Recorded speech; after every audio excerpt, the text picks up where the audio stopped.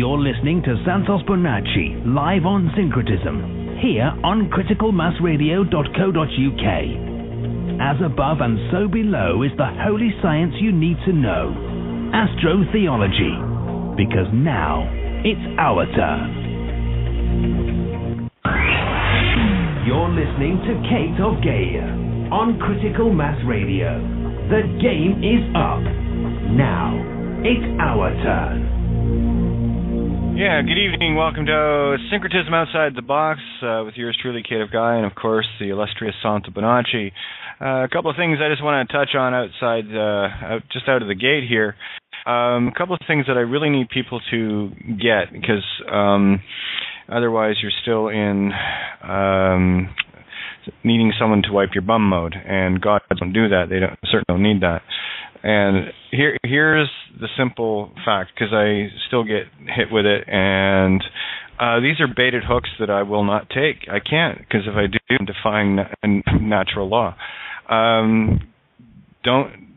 You can text me and to find out certain things, but here, if people just understood that Google is your friend, and all you got to do is Google Kate Of Gaia. As I was on a phone call today with a young man.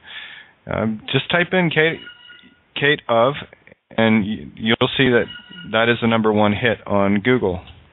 That means it's getting hit a lot. So it comes up immediately. You don't have far to look. So that shows what level we are at in the consciousness and how much it is ours. Not mine, it's ours, right? Am I not you? Of course I am. I cannot help you individually in terms of court. That's an illusion. And I cannot stress it enough. The issue is not with the court. The issue is with the individual. I had this realization a little while ago. Geez, I know how Jesus felt. In as much as I'd love to, I can't, nor would I, because that's a trespass on the natural order of things.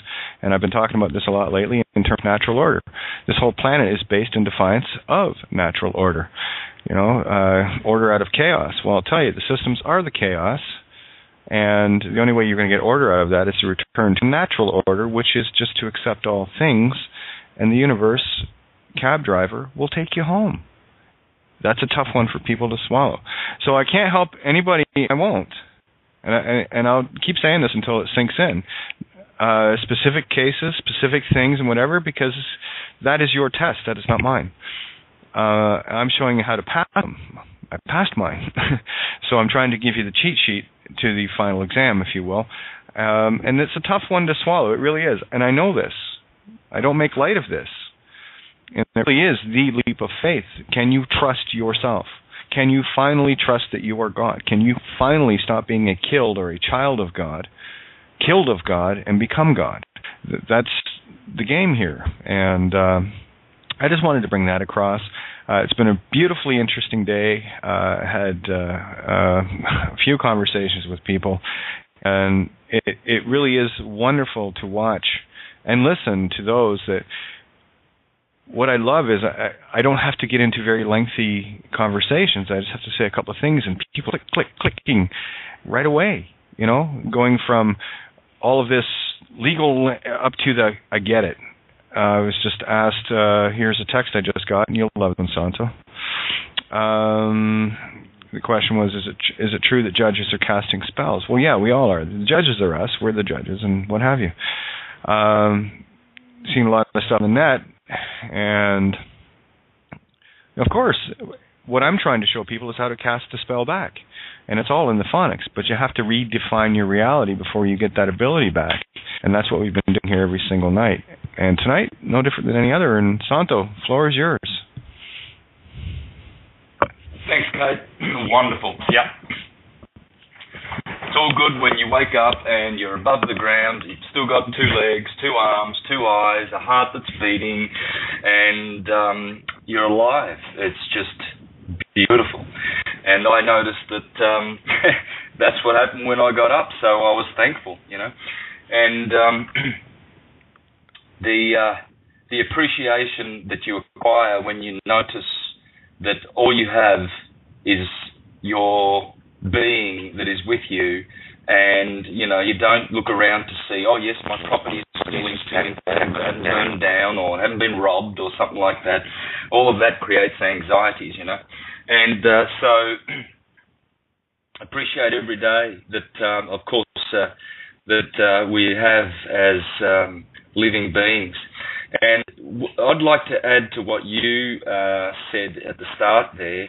You know, sometimes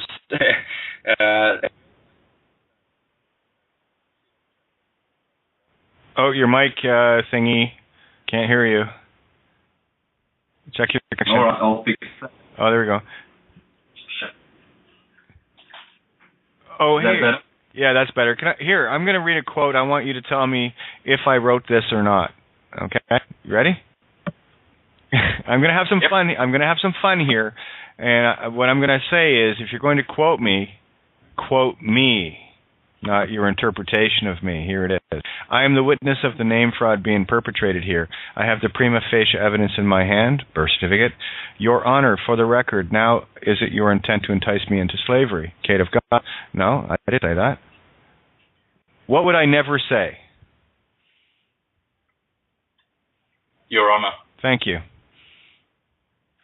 Is it your, and for the record, is it now your intent to entice me into slavery? Right? I don't put anyone above or below me. So just a little mental note there for people. If you're going to quote me, please quote me or write it yourself and say it's you. It's all fun. It's all good. I just this is what I talk about in terms of interpreting a reality. Is that your reality or mine? That's obviously not mine, so it must be yours. So put your name to it, not mine. Thanks. Cool, huh? Yeah. Being misquoted is the worst, isn't it? But what I was saying there about how you continue to stress that to folks that I need you to get this. I need you to get this, right? So I find myself in a similar situation with perhaps good knowledge about how to improve our lives, like diet, for instance, and I make suggestions to, say, my family members about, oil pulling, urine therapy, grounding, solar gazing, etc. And, I've been doing this for about 6 or 7 years now, probably overzealously, and rubbed a lot of people up the wrong way. And many of them have not taken any of the advice at all. Some of them have taken a little bit. And lo and behold, when you meet up with certain family members after a year or two that you haven't seen, and you find that they're doing all the things and more because they've discovered that through those things they've found more, cures and remedies in their lives.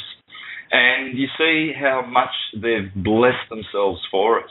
And the ones who haven't, they're still in the poo. And they've still got all these problems and complaining about the same old problems, whereas the others transform themselves simply because they did, the talk. They listened and then applied and got benefits. That's, Sandra, you nail it so cleanly there.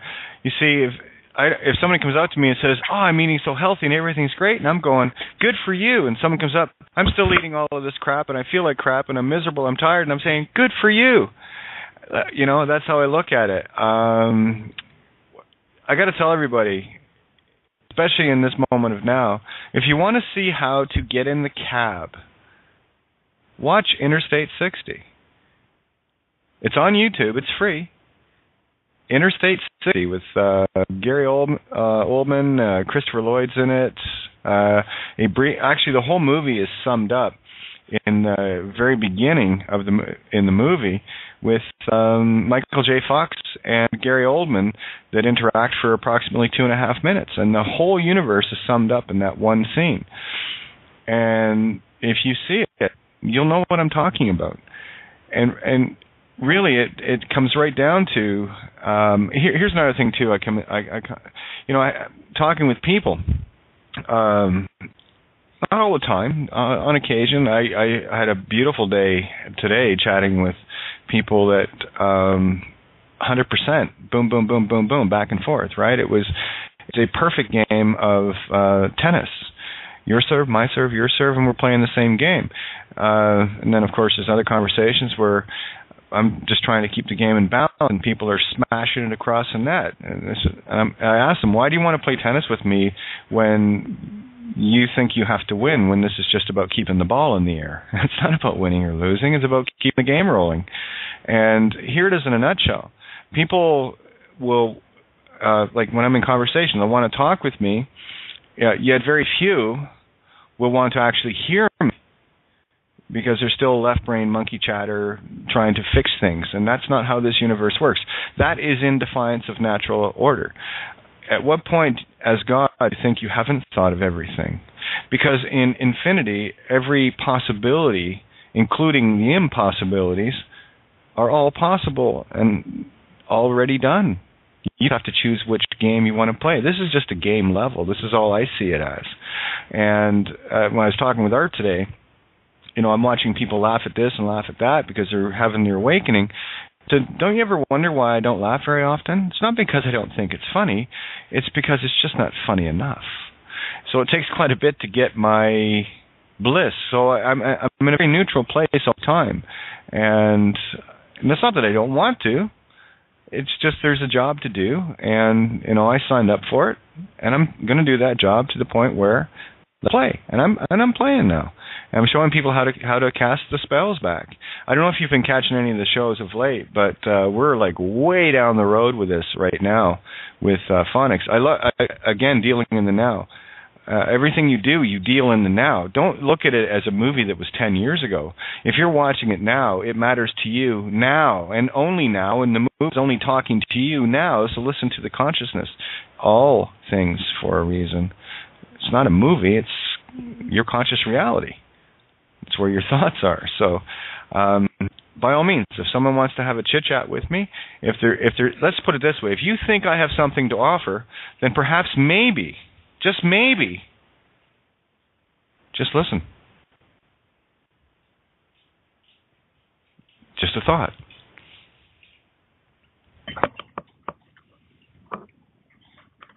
I listen all the time. And the results are you do get it. And then when you get it, you go, wow, why didn't I get it before? And all the benefits that come from getting it. Yeah, I know. Yeah, I've been given great advice in the past, and I'm like, yeah, that's great advice. Didn't act upon it. Yeah, you know what, Santo? It is. Here's what it is. Here we are handing out all the universal armor, fireproofing, all of the best allegorical weapons you can ever imagine for a level, and people go, I don't need that. Give me that stick. I'll be fine. It's so funny. Yeah. I'm trying to give you the armor, and you don't want it. Okay, fine. Get the shit beat out of you. See if you care. You will. I promise. I just, it's all good. Take your stick. Yeah, eventually they get it. We all get it. Here we are, and we've got a ways to go, but we've come a long way. Just look back a few months even to see where we were, all of us. And so eventually you do. It's when the student is ready, the master appears. And the master is you. And it's you that's going to be teaching you all the things that you're going to be remembering. But you've got to tune into you. Isn't that? The higher you. Yep.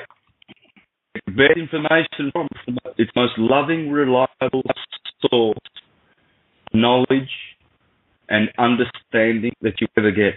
And it's connected with your intuition, the hemisphere of the cerebrum. Intuition, brain stuff. Thomas A. points that in the light of one how he explains that. Too. You want to hear a now anagogic? Oh, by the way, to make it easier for people to understand what an anagogic is, it's where you make the good and evil singularity, where they're both the same at the same time at the same place. Give you an example. I was at a chat with Jason earlier today, and he recounted a story to me about coming home one 2 o'clock in the morning, and there was a dog lying dead.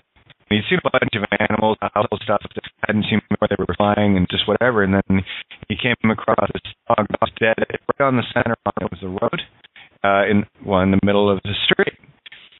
And while that was going to happen a couple years or more, I said, well, it matters now, so I'm going to show you how to read that in now. What that's telling me right now, because it came to your consciousness, is that the dog, the as below, is lying dead in the road because we've walked this narrow line down the center of it. And then it takes me back shortly thereafter. He showed to confirm what we were talking about. And this is how you do it. You confirm things after the fact. And he wrote back with this headline just on the side. Looked on BBC News and see the headline, smile, Clacton explosion, post-explosion, dog is found alive. So that's the as above, right? Because the dog as below is God as above, right? So it's another confirmation of we have the game. Stay the course, let nature take course. Let the cab do the driving. Follow your hearts. Do not deviate from that natural law. What's staying the course, or letting nature take its course, say, the heart of creation, course, say. When you do that, you have all clues around you. All literal clues are there. And we can talk about them all day long and be all sorts of intellectual and clever and all the rest of it. But to me, that's just distractions. Those are just bait hooks. I'm looking for the energy. Where's the positive, negative, masculine, positive, negative, feminine? Where are they out of balance? How do I bring the X, Y axes to bear? It's like past experiences are not to be utilized in now experiences. They are meant to be observed as a contrast to where you were on your roadmap and where you are. If you see yourself higher on the ladder in terms of your knowing and how you feel about yourself, then you're climbing. How you were in knowing, then you're climbing down, you're descending the ladder. So it is merely a checkpoint. You can't find somewhere on a map to go to if you don't know where you are, or two, where your destination is. Here's the way of consciousness. You already do. You just got to trust yourself. And you got to let go, baby. You just let go and let nature take its course, and everything works perfectly for you.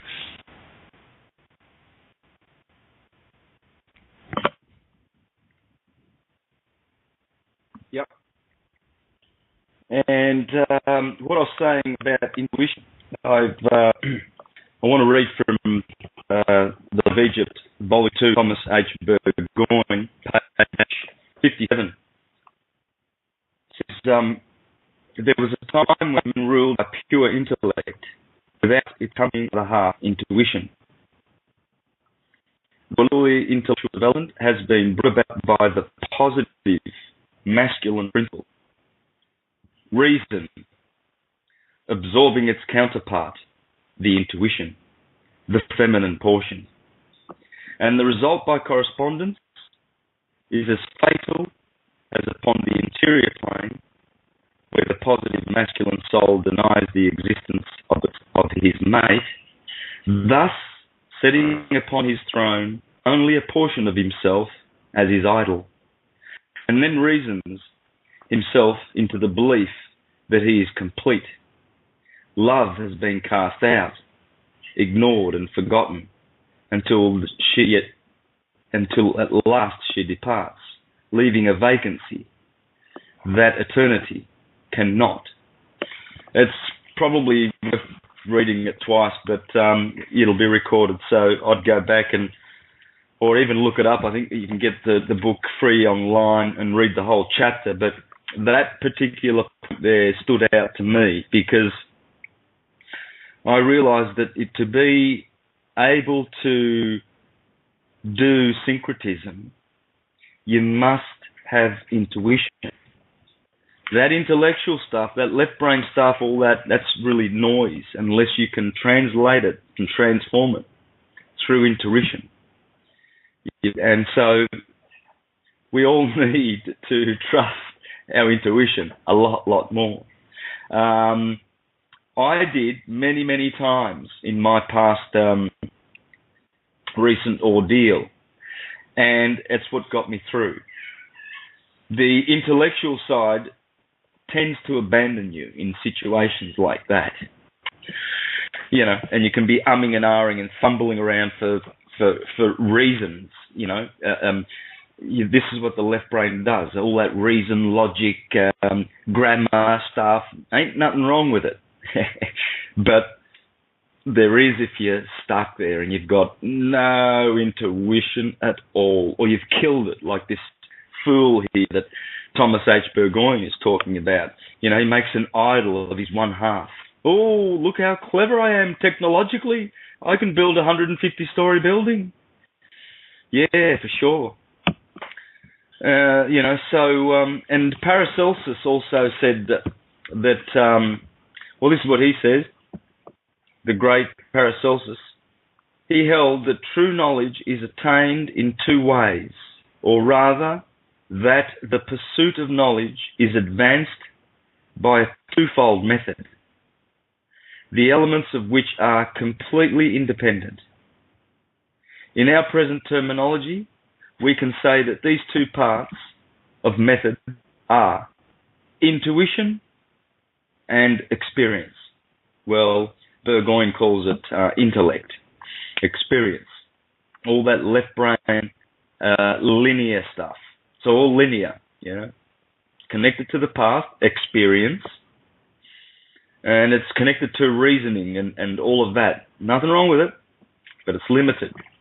The intuition is connected to cause, and the left brain is not. You know, that part of our mind is not. The purpose of intuition is to reveal certain basic ideas, which must then be tested and proven by experience. Experience, in turn, not only justifies intuition, but contributes certain additional knowledge by which the impulse to further growth is strengthened and developed. Yeah, so that's why one would need to continue reading and researching. You don't stop. You don't say, oh yeah, I can do astrology now. Oh yeah, I know astrotheology now. You need to exercise the left brain too, you know, to gather information. Go out there and get little goodies so that you can get some aha moments too, you know, to add with your pre-existing intuition, which will never fail you. And it's the higher you. Paracelsus regarded the separation of intuition and experience to be a disaster, leading inevitably to greater error and further disaster. Intuition without experience allows the mind to fall into an abyss of speculation without adequate censorship by practical means. Experience without intuition would never be fruitful, because fruitfulness comes not merely from the doing of things, but from the overtones which stimulate creative thought. Further, experience is meaningless unless there is within man the power capable of evaluating happenings and occurrences. The absence of this evaluating factor allows the individual to pass through many kinds of experiences, either misinterpreting them or not interpreting them at all. So Paracelsus attempted to explain intuition and how man is able to apprehend that which is not obvious or apparent. You see, all the sheeple, they're looking for what's obvious or apparent.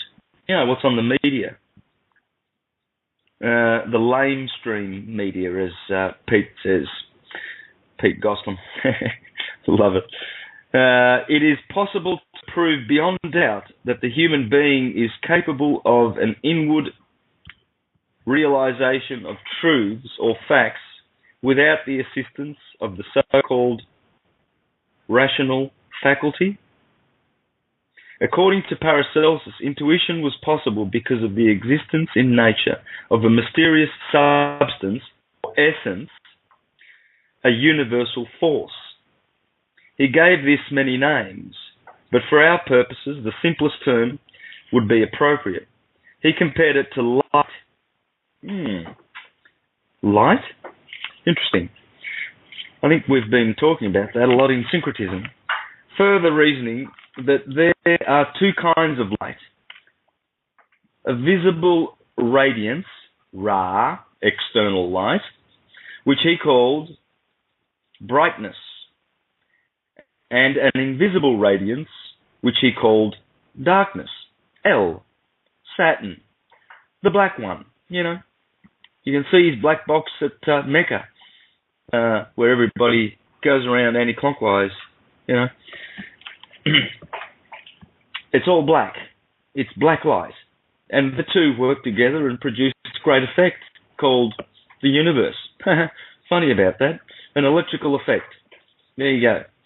The great Walter Russell says that God only uses one force to create all of the universe in motion. Electricity. I'll just continue on here because this is rich. This is great stuff here, if you don't mind. There is no essential difference between light and darkness. There is a dark light, which appears luminous to the soul, but cannot be sensed by the body. There is a visible radiance, which seems bright to the senses, but may appear dark to the soul. We must recognize that Paracelsus considered light as pertaining to the nature of being, the total existence from which all separate existences arise. Light not only contains the energy needed to support visible creatures and the whole broad experience of creation, but the invisible part of light supports the secret powers and functions of man, particularly intuition. Intuition, therefore, relates to the capacity of the individual to become attuned to the hidden side of life. See, they don't like it in church when you're intuitive and you ask a few questions. They get nervous. And that's dark, what you're asking, little child. That's from the dark light of Saturn. Oh, you'll be deceived by Satan. He'll lead you along and bring you to destruction. Little do they know that it is they that are being deceived by the luminous light. You know, their books, their doctrines, their dogma. Just a little bit more, and anyway, the book I'm reading from is Paracelsus, His Mystical and Medical Philosophy by Manly P. Hall. It's a brochure, really. By light, then, Paracelsus implies much more than the radiance that comes from the sun, a lantern, or a candle. To him, light is the perfect symbol, emblem, or figure of total well-being. Light is the cause of health. Invisible light, no less real if unseen, is the cause of wisdom. As the light of the body gives strength and energy, sustaining growth and development, so the light of the soul bestows understanding. The light of the mind makes wisdom possible, and the light of the spirit confers truth. Therefore, truth, wisdom, understanding, and health, all those four, are manifestations or revelations of one virtue or power. What health is to the body, morality is to the emotions, virtue to the soul, wisdom to the mind, and reality to the spirit. This total content of living values is contained in every ray of visible light. This light is only a manifestation upon one level or plane of the total mystery of life. Therefore, when we look at a thing, we either see its objective, physical form, or we apprehend its inner light. Everything that lives in light. Everything that has an experience radiates light. All things derive their life from light. And this light, in its root, in itself. This indeed is the light that lighteth every man who cometh into the world. There you go. So there's the little story of how we balance intellect, with intuition. Yeah, here's the easiest way to do it. The left brain is used for collecting all the information and the clues, not to be used by itself, which happens in the case of most people trapped in the cane fields. What you do is you collect with the left and you assemble with the right, the intuitive. You start connecting all of the pieces that you've collected together. And only when you get enough pieces together can you start connecting these dots. Then you start connecting these same dots with other points of view where you'll find yourselves talking about something and they'll say a word that resonates with you. That's your intuition. Listen to what resonates and why it mattered, because that's the universe, one of your thoughts in your own mind talking to you from a different point of view. So the left brain collects the pieces, right brain assembles them, left brain delivers, right brain experiences. That's in a nutshell how to balance left and right. Do not lean on the left brain because it's a fool, right? See, that's the two cards, the 0 and the 21, which is the fool and the universe. The fool is on the left side and the universe is on the right. Equally, once you get them in the correct order, where you're just collecting the information, once it's assembled by the universe, now the universe switches into the left, replacing the fool, and the fool, which is the child, goes to the right and has a wonderful experience. So that's your Phoenician letter, the O with the X in it, the note of love, T. X marks the spot. That's XY axis.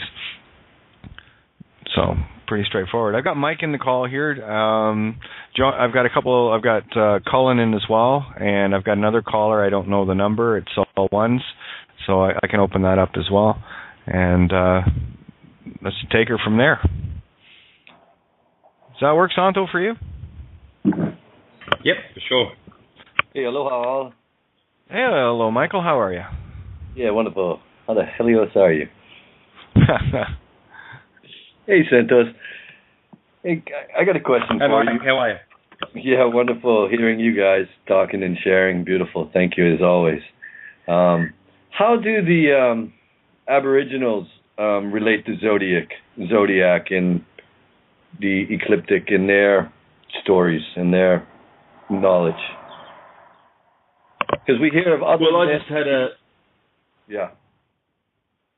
Yeah, well, I just had a conversation with an Aboriginal leader here in Australia who just lives up the road from me, and he's forming an Aboriginal nation because he owns the land. That's their land, and so he's going to reclaim it. And we spoke at length here at my place about just that. So it's interesting that you should ask.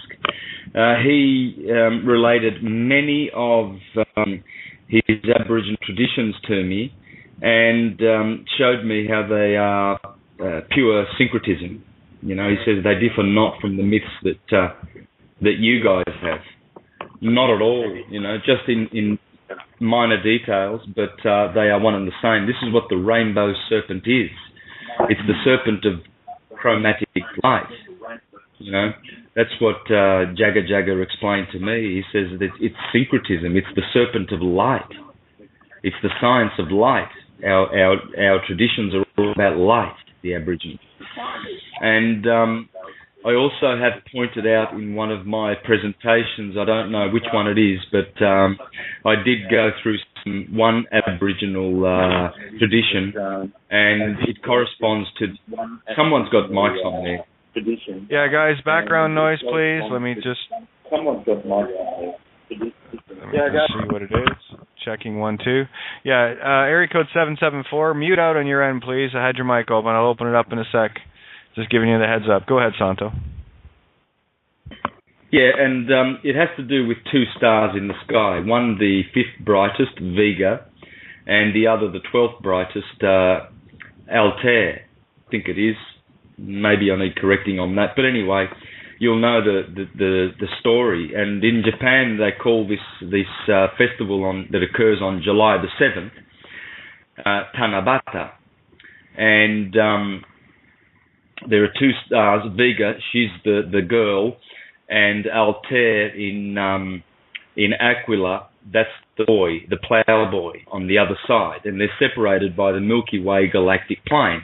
And you can see this clearly. I mean, turn up at midnight on July the 7th any year, or around that time, you can do this in May, June, July, August, September. You'll see at midnight, you'll see the galactic plane directly above your head. And then you'll be able to easily spot Vega because she's such a beautiful star, the fifth brightest in the skies. And then opposite in Aquila, there's Altair, and he is Hikoboshi, I think that's his name in Japanese, the little ploughboy. And only once every year can they cross the river and embrace each other, for they are lovers. But only one day, and that's July the 7th. Well, only an astrologer or an astrotheologist can really explain why it is on July the 7th. And that would be because the Milky Way galactic plane separating the two stars is directly above your head at midnight. And all festivals, all of them, period, Christmas, Halloween, Easter, they all take from midnight. Whatever star is directly above your head at midnight, when the season turns up, that will tell you the reason for the season. For instance, Halloween, November 1st, midnight. Look straight up on the ecliptic, and guess what you'll see? The Pleiades, the reason for the season. Because the Pleiades were symbolic of the dimensions. On November 1st, across quarter day, the reason why spirits were more visible than any other day in the year, and hence you see all the little children with their pumpkin heads and witches' garments and things like that, because this is a fact that during that day the veil between the visible and the invisible dimensions is very, very thin. Cross-quarter days produce that effect. And especially November the 1st, All Saints' Day, in Italy it's the festival for the dead. Well, I was going to explain that one. That's an interesting story, but I'll have to go down another tangent. But the same with Christmas, 24th of December, Christmas Eve, midnight. Reason for the season. Sirius is directly above on the ecliptic at midnight. And that's the star that rests upon the house where the child is born. In Capricorn, directly below your feet, where the sun is, on the other side of the globe of the earth. And Sirius is directly ahead, above, on the ecliptic. I've been caught out with that one because I've been saying in my presentations without qualifying that if you're living in Iceland, it won't be directly above your head on the ecliptic, but it will be in the sense that it will be at the MC of the ecliptic. It will be at the apex of the ecliptic. That's what you've got to look out for. Only people in Ecuador and who live on the equator will have, these stars directly above their head. So you have to use a little bit of intuition here. But, Easter, the same thing. Look up at midnight. So Tanabata, the 7th of July, has to do with the Milky Way galactic plane being directly above your head. And, of course, that's where Taurus and Gemini are. And we know that Gemini is where Canis Major is and where Sirius is.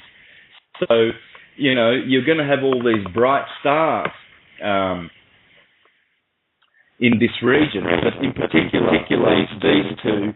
The reason why they can only get together one day of the year is because they've measured that they've measured July the 7th to be the day when the galactic plane, is exactly 90 degrees from the Earth's plane. And so it's directly, and that's the one day.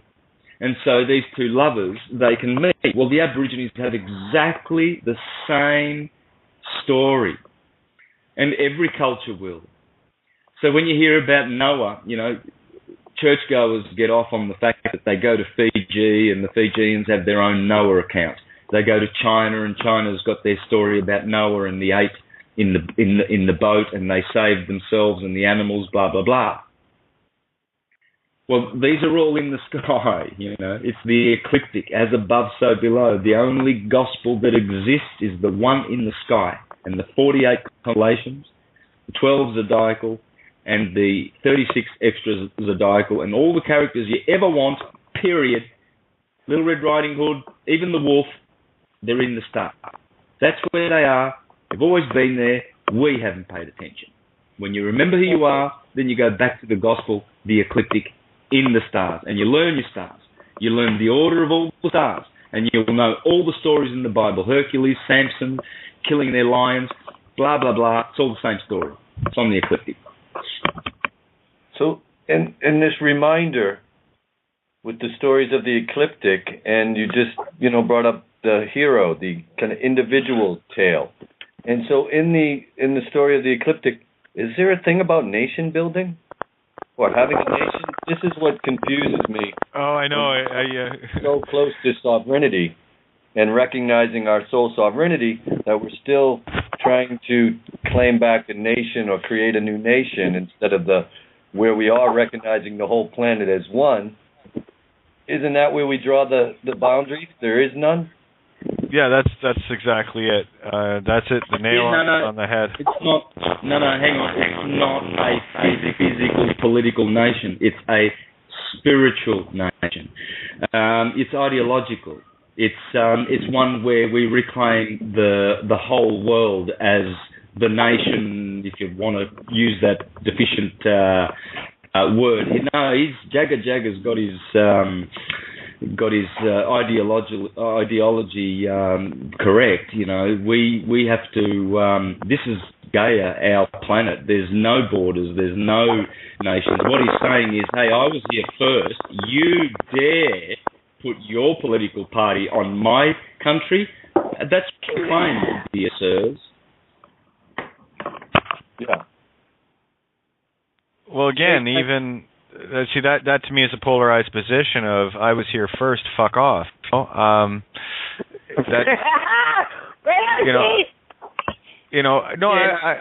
being very literal for a reason, right? So again, I'm looking for the singularity in this, and I will find it.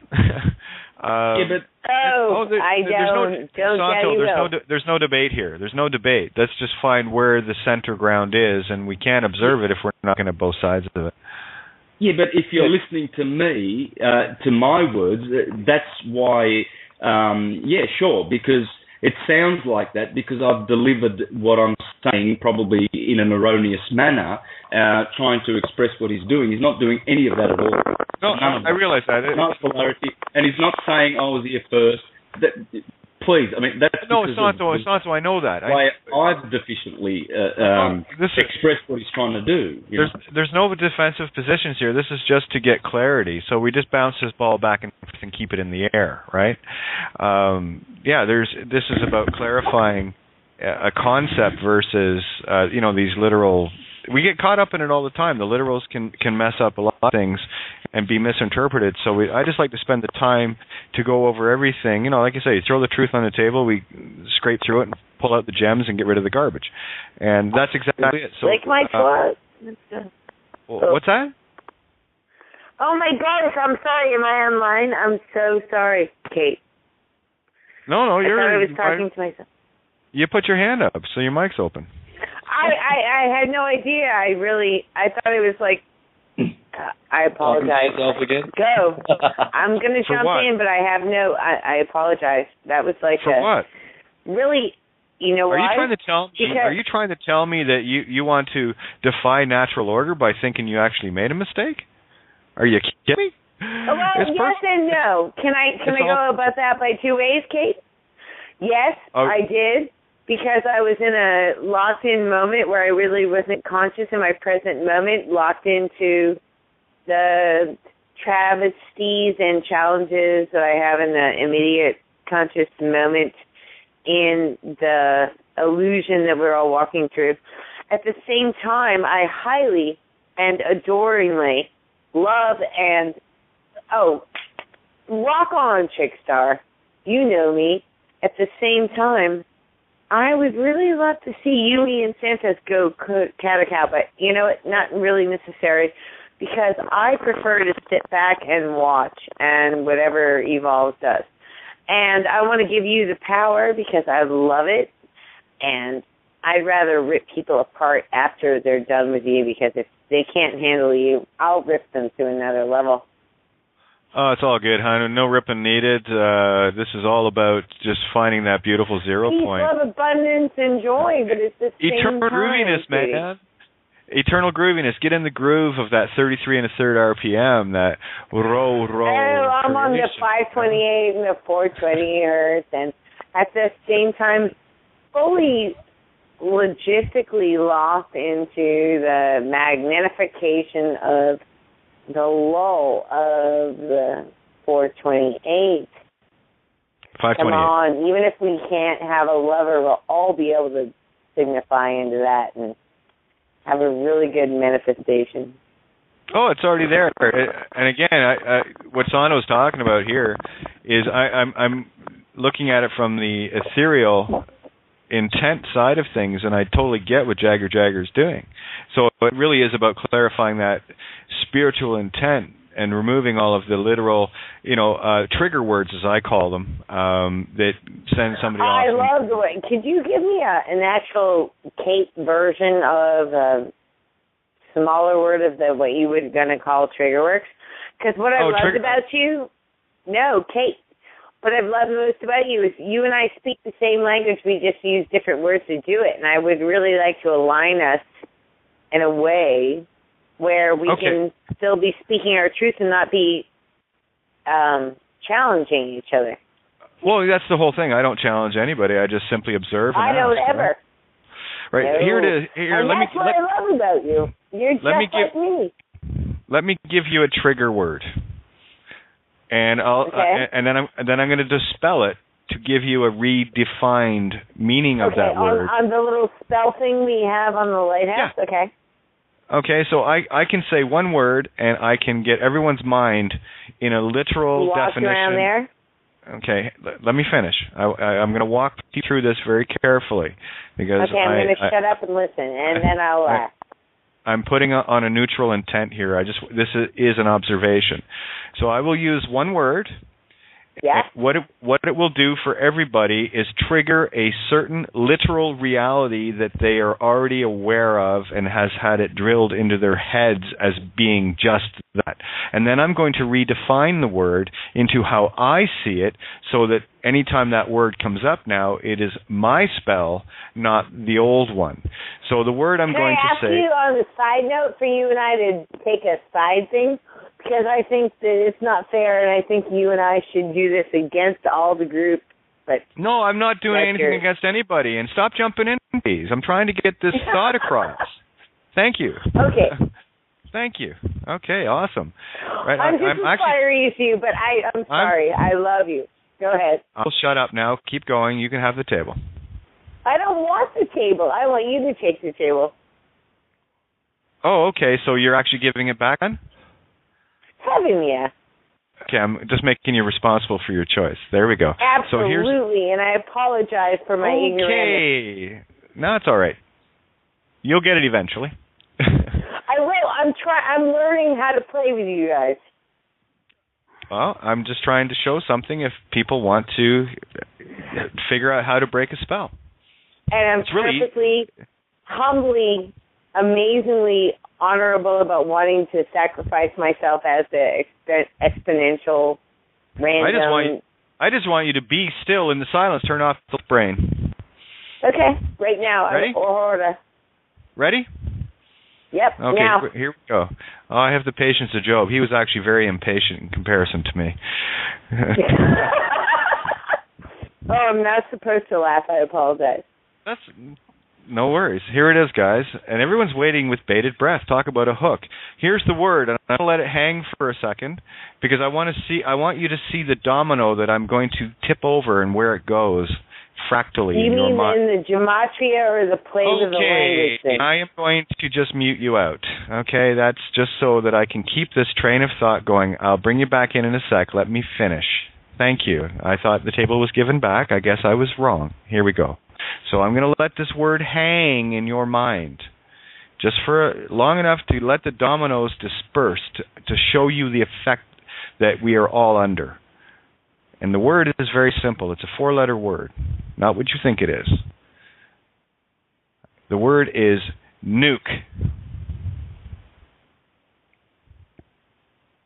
Do you see where that went? Do you see how many different directions that went in from your literal monkey-chattering left brain as it was programmed to only see one thing and one thing only as it pertains to nuke? Well, let me show you how I transmute that, silence it, and then recast the anagogic spell back. New key. Knewkey. The known key. So anytime that word nuke comes up, all I see is the key that I already knew I had. So every time it comes up, it reminds me that I have the key I already knew I had.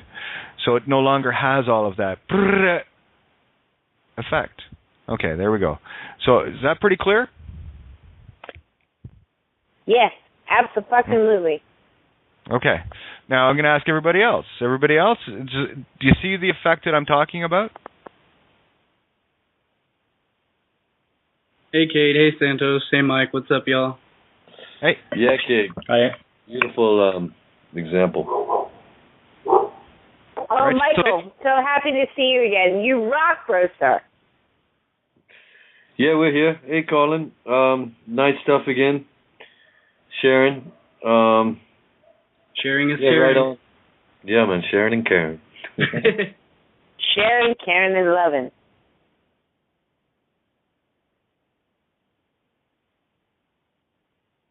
Okay, so the idea carried, yes? Definitely. I'm going to say the word again. Watch what happens. Nuke. Get it now? Never understanding other simplistic idiots appropriately. What's that? It was a random thing I threw out about the obnoxious relationship of adult letters to what we perceive to be acceptable here, Kate.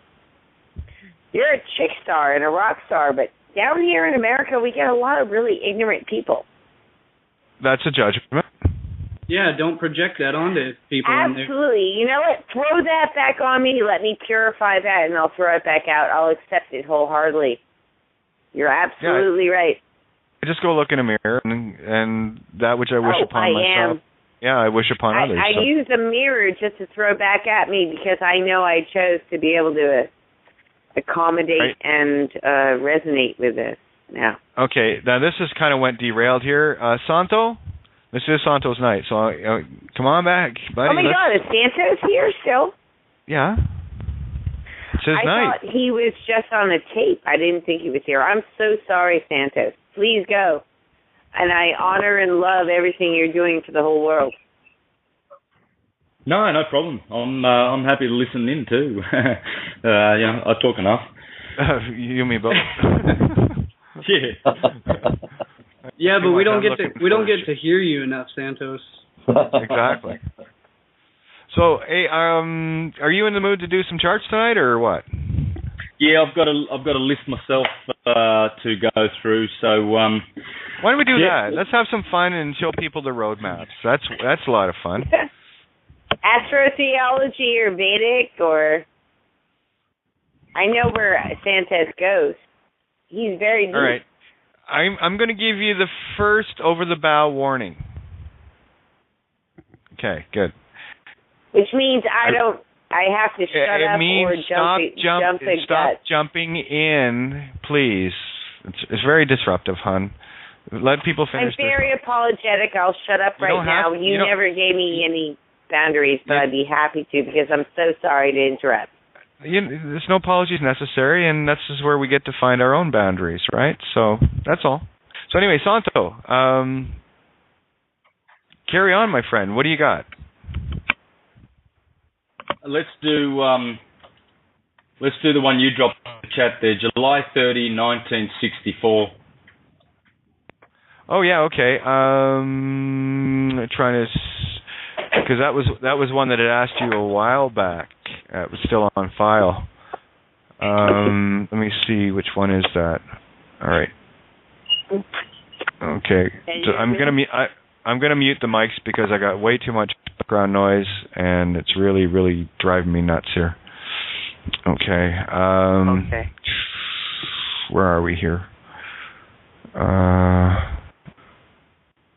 We'll do that. Okay. All right. Where are we? I'm sorry. I'm looking for it, Santo, because there was no name on that one, was there? That was just a file. No. Okay. No. You just let me. I'll find it. Anyway, pull up the information. You might as well get it out so people can pull up what they need, and I'll. If my messages open up, I'll be able to see it for you, and it's not looking like it's going to. Son of a bitch. Anyway. It was someone that had asked a few times, female. So let's just do that, and I'll find it and make sure that they get the copy of it.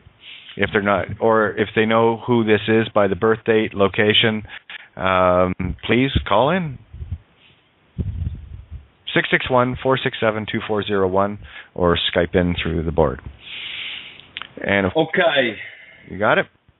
So this individual, should I repeat the details for listeners? July 30, 1964, 4 p.m. Toronto, Ontario.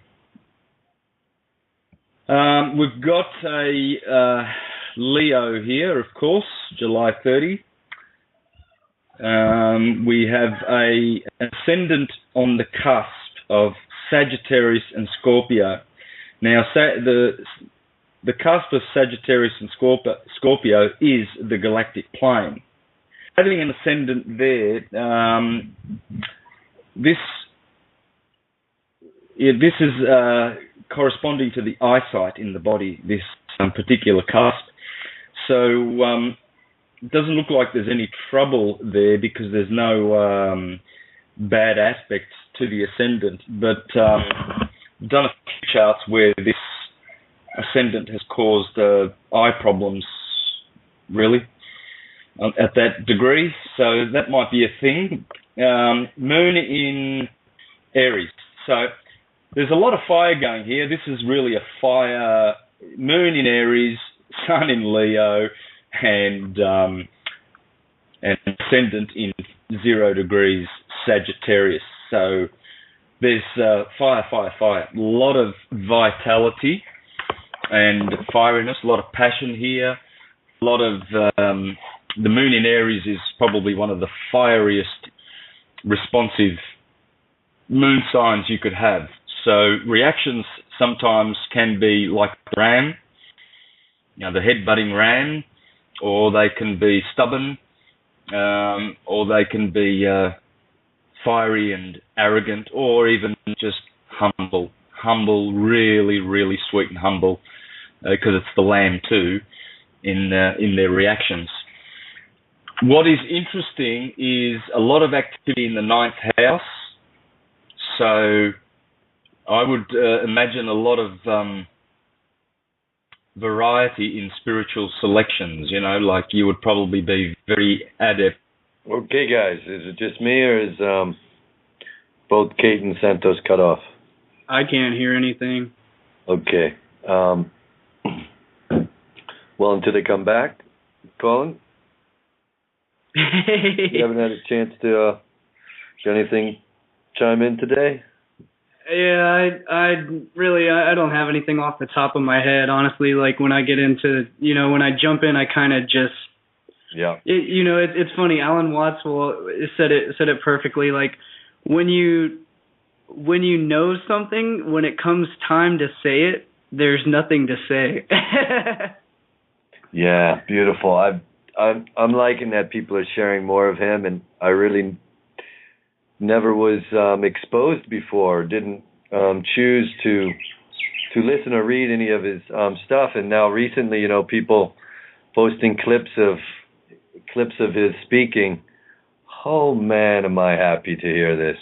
Yeah. What just it's real. He's just perfect, man. I mean, you can just, what I like to do is, how in Eastern cultures they'll play classical music to their children, like as they sleep, especially when they're babies, and they turn out to be like musical geniuses by the age of 3, and they're like composing masterpieces before they can even walk. Well, like that's what I like to do, is especially with brilliant speakers. Like I'll just let Alan Watts just play on a playlist. Like I have him on my YouTube.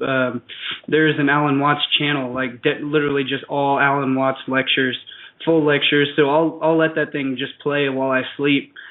And just let it soak into the subconscious while either I sleep or like, while I'm sun tanning or sunbathing, whatever. Just sitting outside, it's perfect, man. Yeah, I was listening to Sivan share one time about how I think he does something similar, and I think he does something even more where he's always, at moments in a way, like you're saying, having this information playing, so his consciousness is picking it up. And it's just, I like that, man. And especially if you're in a busy environment and you're not listening to nature sounds, it's good, whether it's classical music or Alan Watts or some comedy, something to, in a way, you're setting the tone of your vibrational space. So we can talk about radio waves and all the different types of interference or distortion that goes through the air. But one simple one is to set your make your own connection, have your own kind of field of awareness where you're filling it full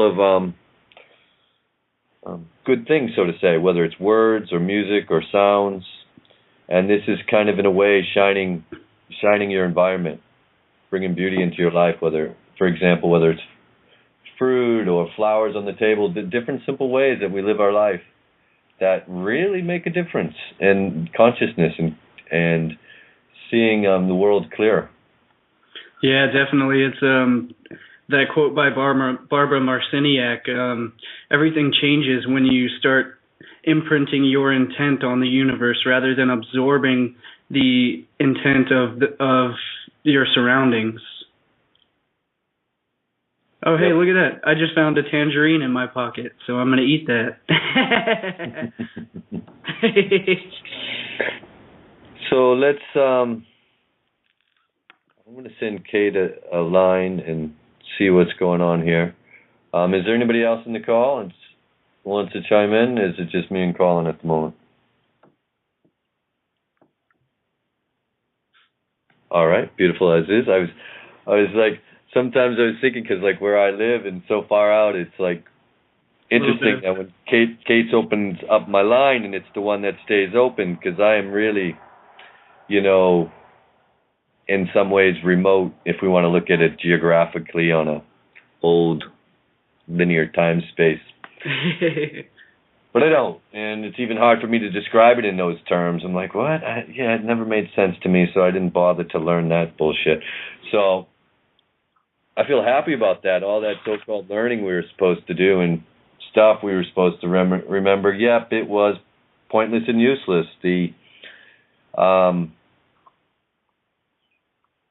In one way, that's a good thing. In another way, well, we just had to sit through a lot of unnecessary, it seems, times where, like you're just saying, imagine kids, or doesn't matter what age, listening to Alan Watts, listening to Santos, listening to Bill Donahue, listening to that knowledge, listening to quite a few other people I really like that are right now, really sharing knowledge and being and laughter and heart. And sometimes, like, people would listen to Kate and might not think this in some ways when she's, laying down the truth, as it is, raw. Because sometimes that's what it is. It's raw. And so, like, Mark Passio and Neil Kramer, and, dude, there's a lot of really top thinkers and imaginers, and so it's coming again. And this is what's beautiful about what Santos shares. He shares the story of this, the ecliptic, the zodiac, the myths, the stories, and in that, it brings it right on home to the now, how this is a living, breathing story. It reflects on our own, the as above, so below, and it starts resonating in our own life. And this is what I was sharing earlier about how, what is these stories reminding of us? It's, in one, we could say, freedom. And if we look at the structure we were playing with here before, and still there's remnants of it in our old thoughts and beliefs that keep reoccurring and manifesting in this old collective consciousness, is now being wiped clear, and a new connective consciousness with love and laughter is really starting to shine forth. And let you know, Mike, I'm back. I'm just trying to get Santo back into the call. Carry on. The net got booted here. No big deal. So I figured you were in there. So keep going. I'm just waiting for Santo.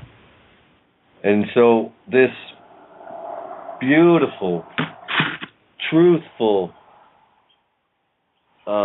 stories of the myths that we hear. And again, I don't talk about myths as in, like I said, it's a living story again when you connect with, when you hear this from some beings, and it's a it's like your own story. You make it your own. Right. It really comes home.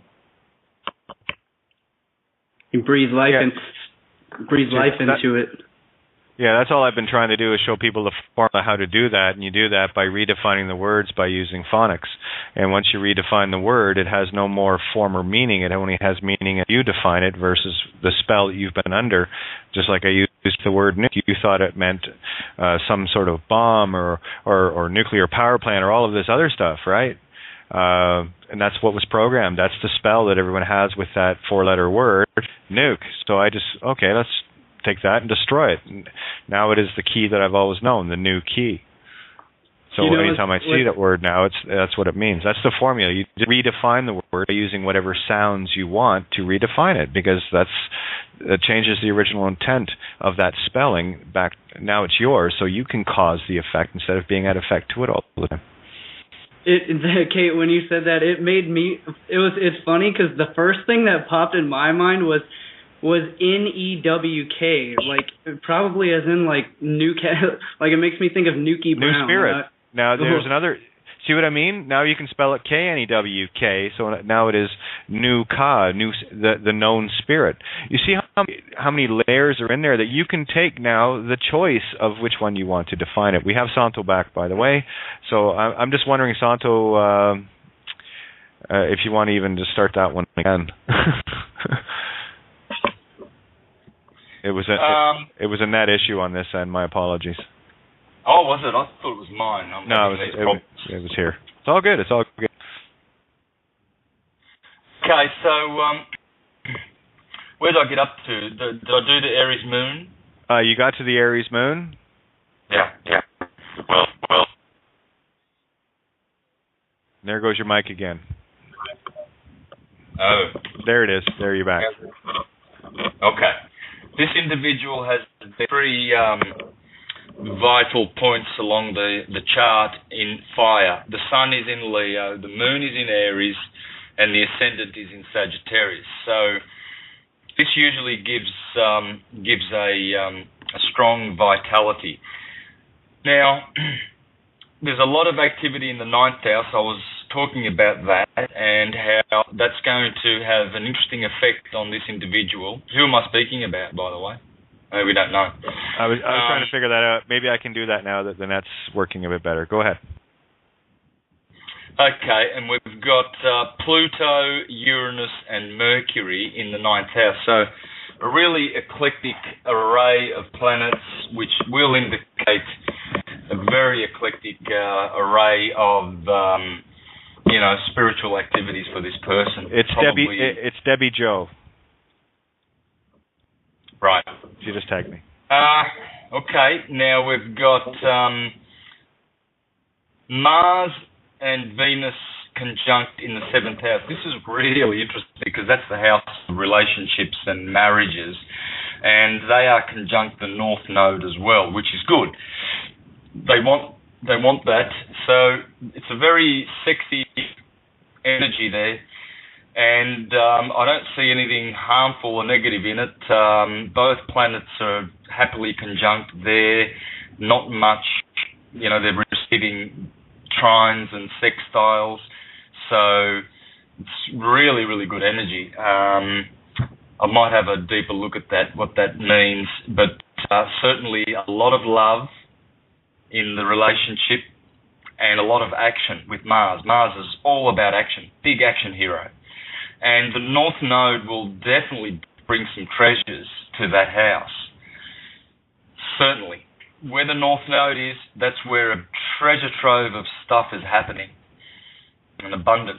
Jupiter in the sixth house is not so good, the house of illnesses, and he's receiving an opposition, which again is not making him too happy, but it is a day chart, so he prospers in the day.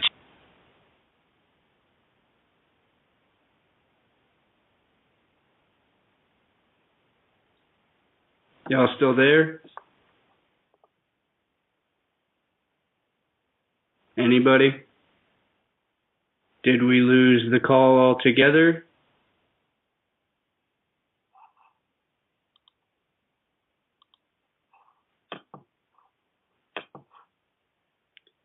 Well, I don't know if anybody can hear me or not. Let me get on the Critical Mass site real quick and see if anyone can hear me. If anyone can hear me, leave a comment on the thing real quick so I can check. Oh, I can hear myself.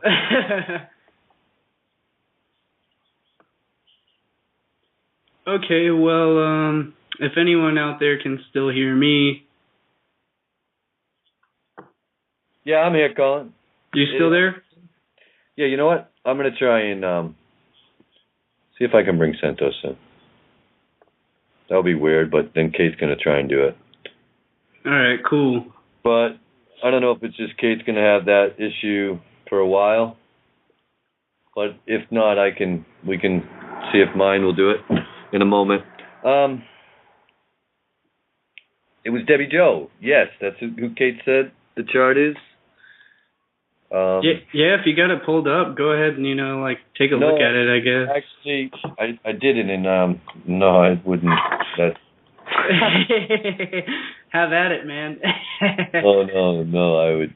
But I would be lovely if Debbie Joe called in. Yeah, for sure. Yeah, for sure. And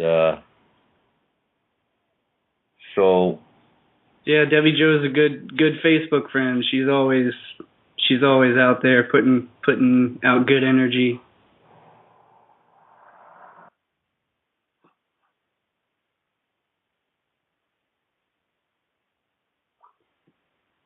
Well, I can't hear anything now. Am I still on?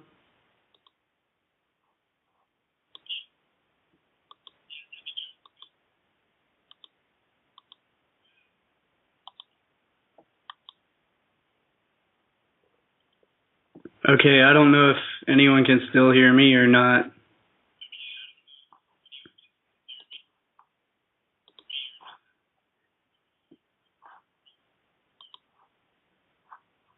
Well, if I'm still on, then I guess I'll go ahead and just read some stuff, I guess, real quick in case anyone out there can hear. What's funny is, okay, cool. Thanks, Robbie. I appreciate it, bro. Okay, so y'all can still hear me. So, I really don't know where to start, just kind of off the top of my head. So I'll just share like a little story that I thought was pretty cool that happened to me earlier today. So I was scrolling through my wall looking for an old photo that I shared, a really good one about intent. It was a great post that I put out, and I'm really disappointed that I can't find it on my photos in my photos on my wall anymore. So, and a bunch of my really good ones, like my pure gold that I put out about not a year ago, but about 6 months ago, I was kind of on a roll. And honestly, some of the stuff that I shared at that time was really profound. Honestly, it was like maybe even more so than now. So since I couldn't find the intent post, I was scrolling through and I found this really good one about that I just happened to randomly write, and I thought it was so awesome when I read it back to myself. So I'm going to share it real quick. It's real short, sweet, to the point. It literally came straight from, I don't know where it came from. It came from the heart. You know, it was literally my heart speaking to me. I call it the puzzle. And so the puzzle. My heart has thoughts which I'm learning to interpret to achieve clarity. And quote unquote, there exists a completed puzzle wherein you are a famous actor, musician, artist, writer, inventor, explorer, and just about everything else you know and love. Perfection embodied.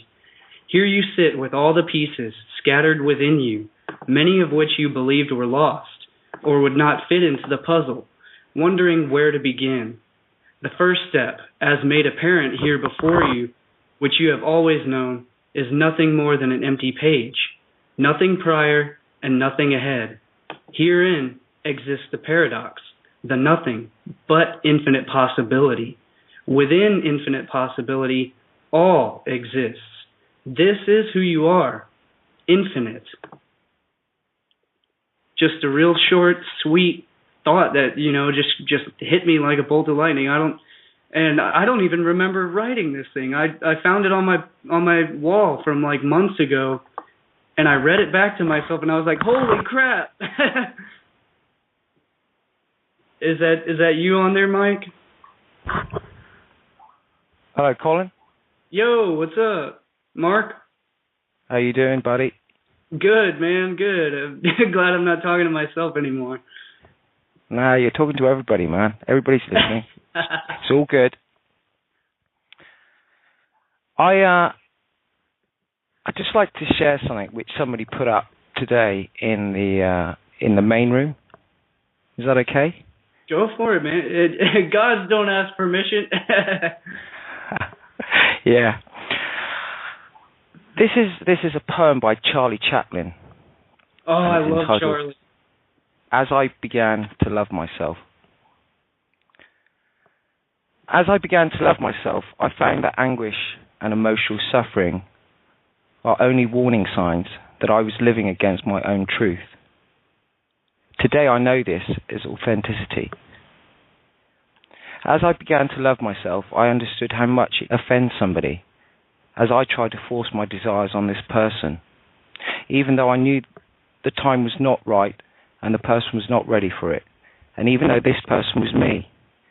Today I call it respect. As I begin to love myself, I stopped craving for a different life, and I could see that everything that surrounded me was inviting me to grow. Today I call it maturity. As I begin to love myself, I understand that at any circumstances, I'm in the right place, at the right time, and everything happens at exactly the right moment. So I could be calm. Today I call it self-confidence. As I began to love myself, I quit stealing my own time, and I stopped designing huge projects for the future. Today I only do what brings me joy and happiness, things I love to do, and that makes my heart, and I do them in my own way, and in my own rhythm. Today I call it simplicity.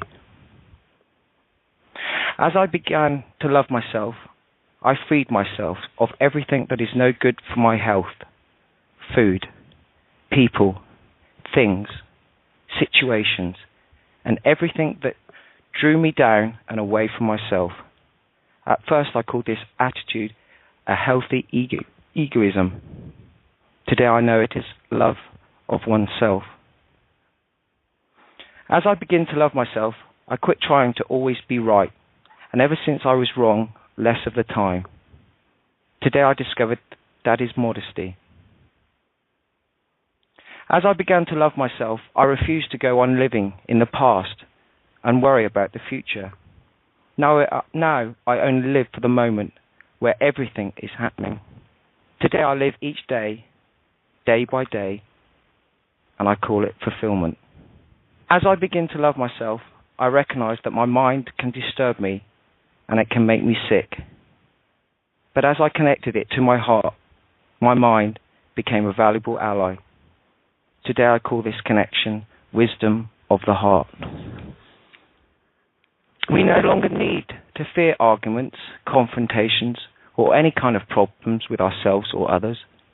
Even stars collide, and out of their crashing, new worlds are born.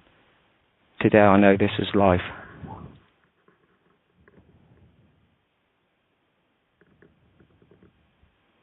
Yeah, man, that's one of my favorites. I love Charlie Chaplin. You ever have you seen the Most Amazing Speech? What is it? The Most Amazing Speech, the one where he's dressed as Hitler and Most Amazing Speech in the World. Yeah. Yeah. That one's one of my favorites, man. I need to repost that one again. Hey. So we've got a few people here. Let's see if we can open up some mics. If anybody wants to chirp in.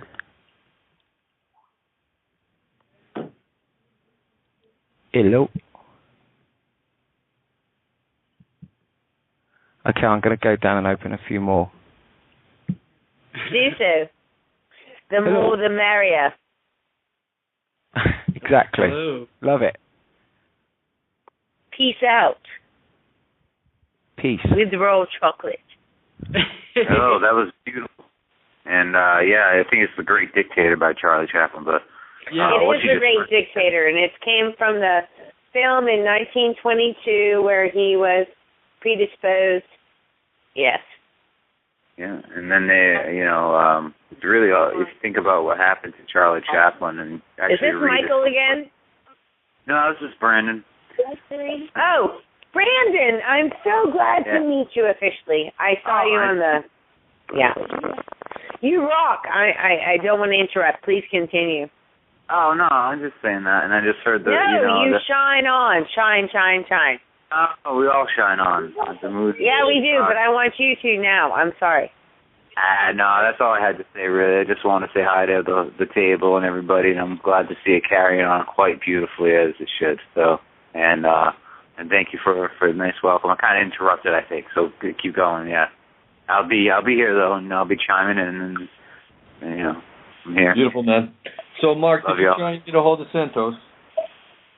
Yeah. I'm on it, Mike. Yeah. I called him and I messed it up. I cut myself off. Yeah. It's all good. It's all good, Mike. It's all good when you really don't care about this shit. It's all good, but yeah, just laugh. Come on. Yeah, beautiful. So he'll get home when he will, because it's all Anyway. Here we go. So boys and girls. All right, guys, I'm going to back out tonight because the energy, the universe is testing me to Nancy Grace Santo. Santo, carry on with the chart and whatever. I'm just going to bow out here because this computer is just not playing right tonight. So Mark's got the helm. I'll catch you guys in a bit. All right. Yep. Seriously, just carry on. You had the chart, and you left off Aries moon, or something about the Aries moon, something. Aries moon regression with the Mary. Yes, forward. And whose chart? This is Debbie or something, yeah? Yeah, it's Debbie Jo's chart, and I'm just going to bow out because Universe is taking little baited hooks at me all night here, so I'm just going to bow out and go get deep, get dark, and get quiet. So I'll catch you guys tomorrow night. Much love, everybody. At 24/7. Yeah. Thank you, Kate. Much love. Okay. Santos.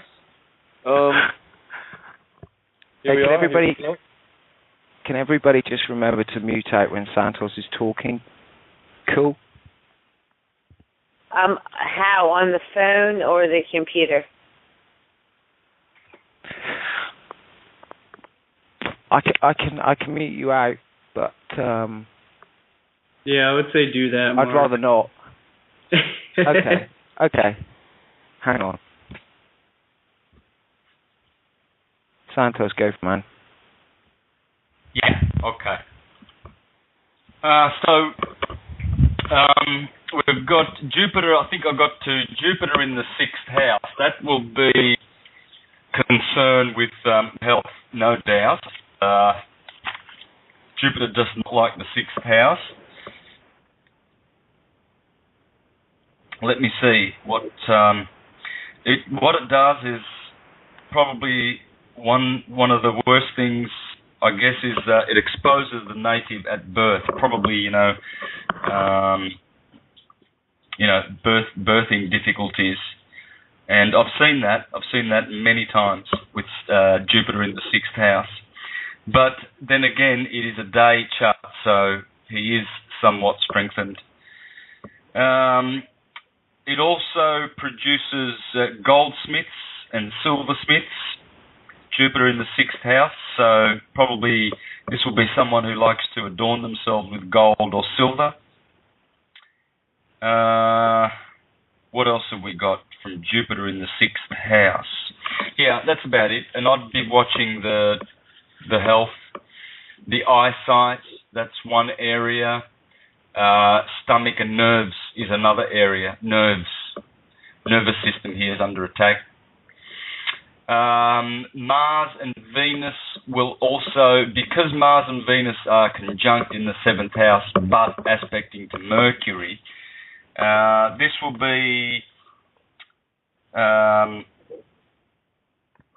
frictions with legal problems, lawsuits, informers, accusations and lawsuits. So there's a couple of negatives.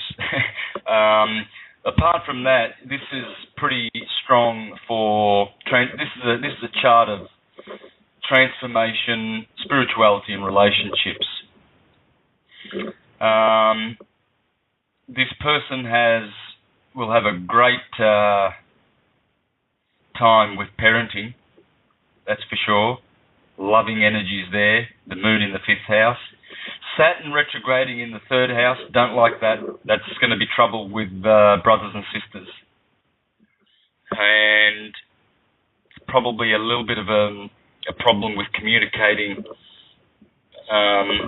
your wishes and your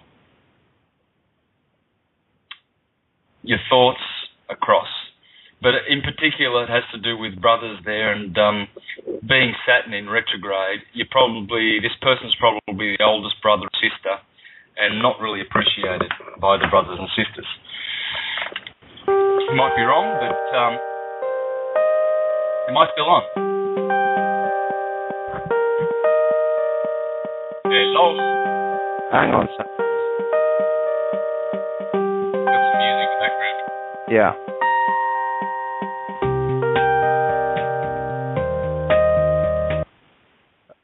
You okay now? Yeah. Sorry. No problem. Not a problem at all. Continue with your wisdom, man. Yeah, no worries. Is the individual around so that we can get some questions? Because I've covered pretty much all of the houses. there's a lot more information here, but I'd rather take some questions. I think it's going to be difficult to get a ruling planet. It's probably Mercury. In fact, it is Mercury or Venus, because all the other planets don't qualify. So it's a communicative individual. They obviously communicate a lot of spirituality. Mercury being in Virgo, scoring 5 points for essential dignity. The Sun in Leo scoring 5 points for essential dignity. So that is very interesting. I'd love to hear about this person's spiritual path. Just out of my own curiosity here. Alrighty.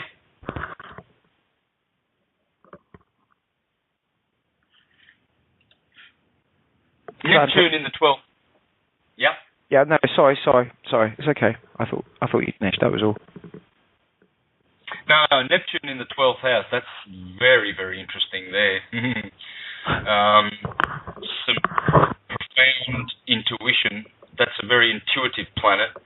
In the house of, where the subconscious is operative and many other hidden things, also indicating past life or energies coming through from the other dimensions.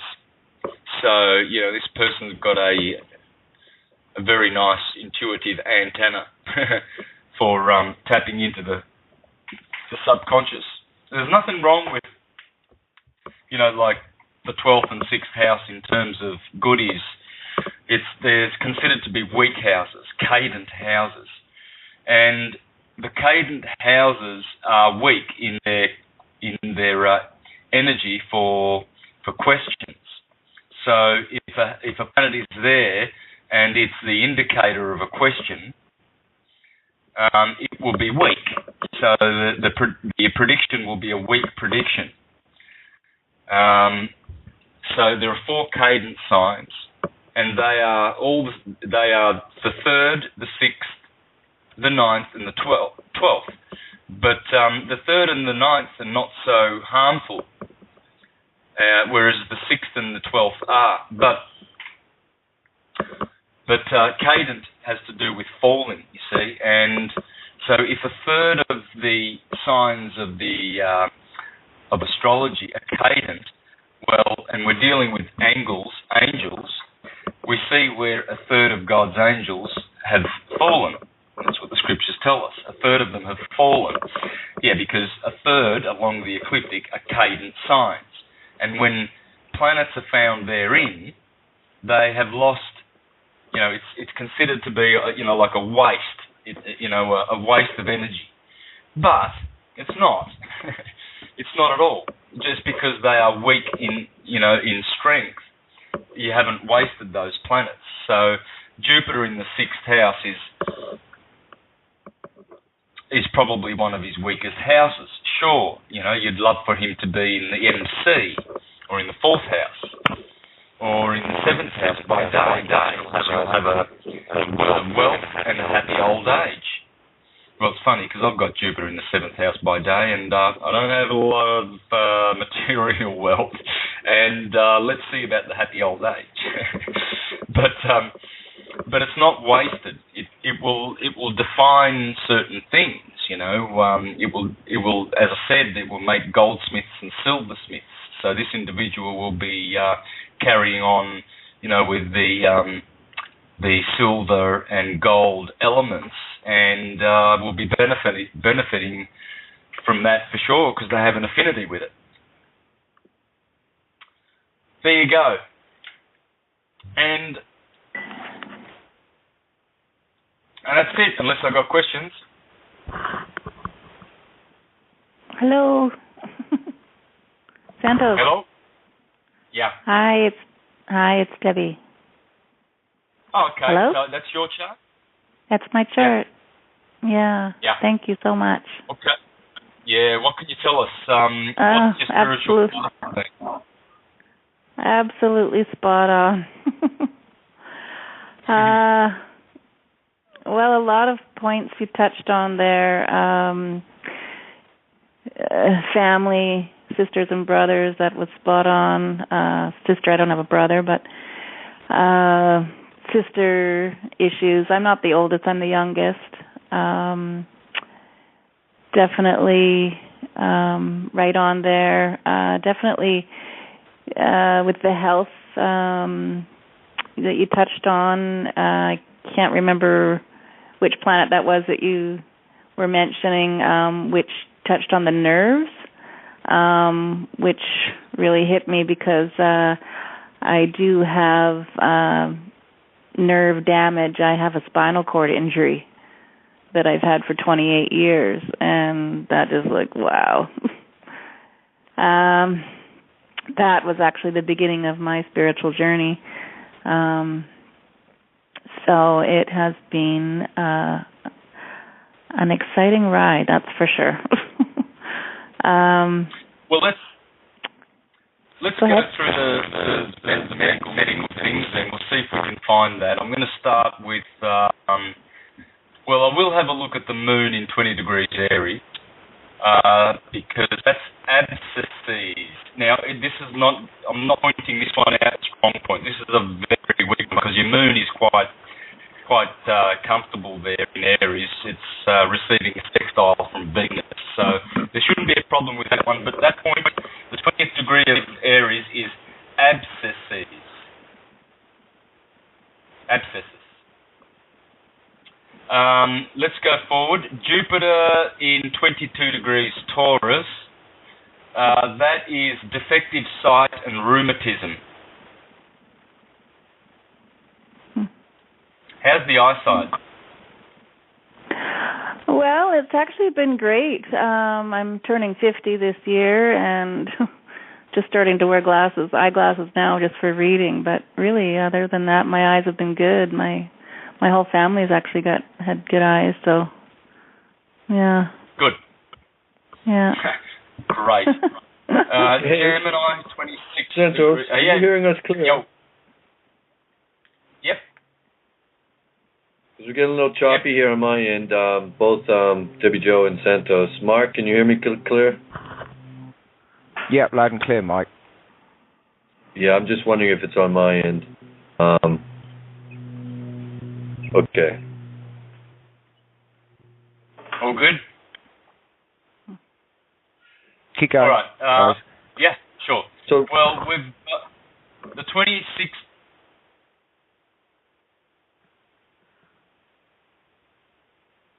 Hello. I'm just going to try to bring in Santos. You still there, Rachel? No? Mercury retrograde. Hey, it's all good. It is. We're coughing the flat because we're right over the target, people. Whoop, whoop. It's pretty comical. You gotta laugh, guys. You gotta laugh. Okay, we got one. Hey, Mike. Hey, Debbie Joe. Hey, Mike. Yeah, we're all having some nice reconnecting the threads to come back on. Mercury retrograde. It's been happening all week. So, Debbie Jo, did you have any other questions for Santos related to your chart or anything you want to bring up? No, unfortunately this happened. But anyway, I'm good. It's all good. I would love to somehow get in touch with Santos and have a private reading, really. I'm just not sure how to do that. I know he's a busy guy. Yeah. Hello? Send him an email. I know he gets a lot, probably, but yeah, send him an email. I'm sure he gets a lot. But if it's meant to get through, it definitely will. Yeah, right. Your intent. Yeah. Hey, Santos, you there? Did I lose everybody? No, Mike, can you hear me? So, like that, it's all good. You know that. Oh yeah. In terms of when it comes to what I want is Santos, you here?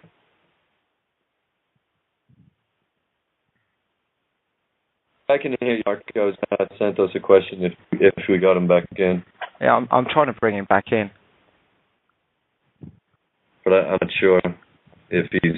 You brought him back in the call, right, Mark? Yeah, I'm trying, Mike. It's... Hang on. Okay. Shall I open up a few more mics here? Yeah, I get you there, Mark. Yeah, we can do that. WJO's cool. Open up a few more mics, please. Let's see who else would like to chime in today, share. And then get Santos back on, and I'm sure he's got some more charts that he was wanting to do. Some other people? Okay. Thanks for that reading, Mark. So Mark, that was beautiful.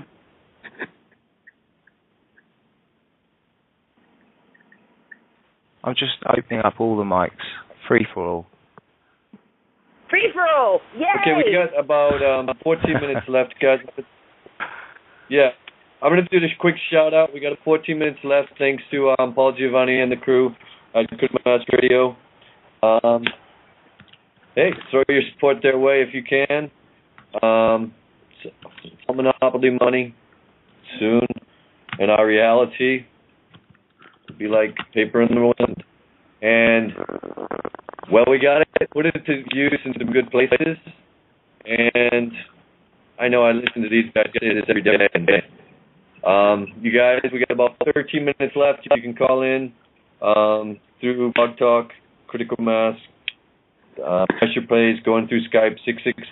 661-467-2401 is the guest call in. Press number 1. And let me play the little jingle that they put together that with this put out there. Play it, baby, play it. So it starts off a little slow. Yeah, it starts off a little slow. It's a little light. Everyone gets still. Por favor. Remember, I call on your end when someone else is speaking or you're not speaking. That way, the lag time doesn't keep jumping in on you. I really don't understand. Their walls are falling. The momentum is now with us. It's our time now. At the most pivotal point in history is Critical Mass Radio. 24/7 Truth Radio. Anyone? Help I'm us here. to help you. I'm just being Please raped go by to the www.criticalmassradio.co.uk and subscribe 1, 2 or 3 pounds a month. The critical mass has been reached. We must come together. We must stand together for ourselves, for each other, for our future generations. criticalmassradio.co.uk. Now, it's our turn. Hello. Hello. No, you're with Lisa. I'm here. How are you? All right. So again, I want to give a shout out to thank Kate. Hey, yeah. So I want to give a shout out to thank Kate. Thank Santos. Once again, guys, anybody you can go over to you can find Kate or Santos anywhere online, guys. And you can throw, there's CDs, there's music, there's writings. Guys, what I'm saying is share with who you love. Okay, who else? We got a lot of I do. Peace out. Mike Love them Serpin. both. The only reason I'm here is because I find the same resonance. Hang on, guys. Yep, wonderful. So please don't get up for everybody, and tables open. Round table meets. Not the emerald, the round table meets. So it's chiming in? Okay. The round table meets. Round emerald table. The round emerald table, absolutely. Whatever shape you want. Thank you. It's free. What, Kate? It's all good. It's all good. I ain't misbehaving. Come on, everybody. Up in. No. Love you all. Think we have to pick it up another night. Can you guys hear me? I can, Brendan. Man. Yeah. It's Brendan, right? This is Nick. Oh, it's Nick. It sounds. I'm sorry. I'm new in the last 2 or 3 days, picking all you guys' voice resonance up. Apologize. This is my first time actually calling in. I only called in the first time the other day, but they're all mad cool. Don't worry about it. I was just wondering if you guys have any recommendations for the birth chart and me being able to plug that into. So yeah, welcome. What's that? Welcome, Nick. I think the one that Santos uses, the horoscopes daily within. Yeah, I think that's the one. Okay. Yeah, his astrotheology. Just plug in from the Google link. Oh yeah, welcome. So, horoscopes daily within. Is that right? Yeah, that's you get. That's where you start, and then it goes out. It exponentiates from there, from your heart. I just Googled it, and I see horoscope.com. That's what showed up. Now, what do you want? Horoscopeswithin.com. Oh, exactly. Listen to Chickstar. She knows what's up. Got it. All right, found it. Awesome. Thank you, guys.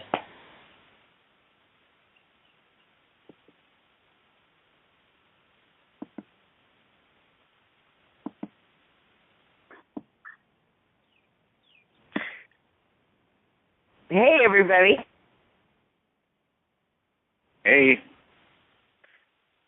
Is this Brandon or Michael or you guys? What's your names? It's so hard. I'm not a name person. Yeah. I'm a voice person, and I know your voice, and I love them all. And yeah, this is Brandon, though. Not to be You're confused. Brandon, as in Brandon Council. No, Young. No, okay. Yeah, different. Yeah, see, no there's a problem. lot of friend. Yeah. Awesome. But anyway, Lisa, right? Yeah, I am, and really nice to meet you. Yeah, I've We're heard all you brothers and sisters that are collecting now. Right. Absolutely. Yeah, one big worldwide family. Multiversal family in my perspective, but absolutely. Yeah. And what I adore, I have to say, is that you and all, it was you, Brandon, and what was, Brandon, are you Skull Babylon? Am I what? Are you Skull Babylon from New Paradigm? No. Oh, okay. No. That was another. Yeah. No, I'm just learning. Apologize for my ignorance. But we all jumped on when they. It's fine. Well, I'm just ordinary person, I guess. Yeah, so am I. But what I need to say is that I'm a 47-year-old stuck way ahead of my time, stuck in the world where you guys are just starting to think you're way ahead of your time. And you know what? We're all right where we need to be. The kids, you, and everybody else, I'm sorry. The intelligence and the connection of heart, that's why I'm here. I'm a fucking starseed from way beyond. God, get me out of here. I'm on Martha's Vineyard. Do you know what Martha's Vineyard is or where it is? Oh yeah, I've been there several times. I used to have a gingerbread cottage. I know, Goddess bless you poor thing. Yeah, beautiful. You're in Martha's Vineyard, huh? How's the winter?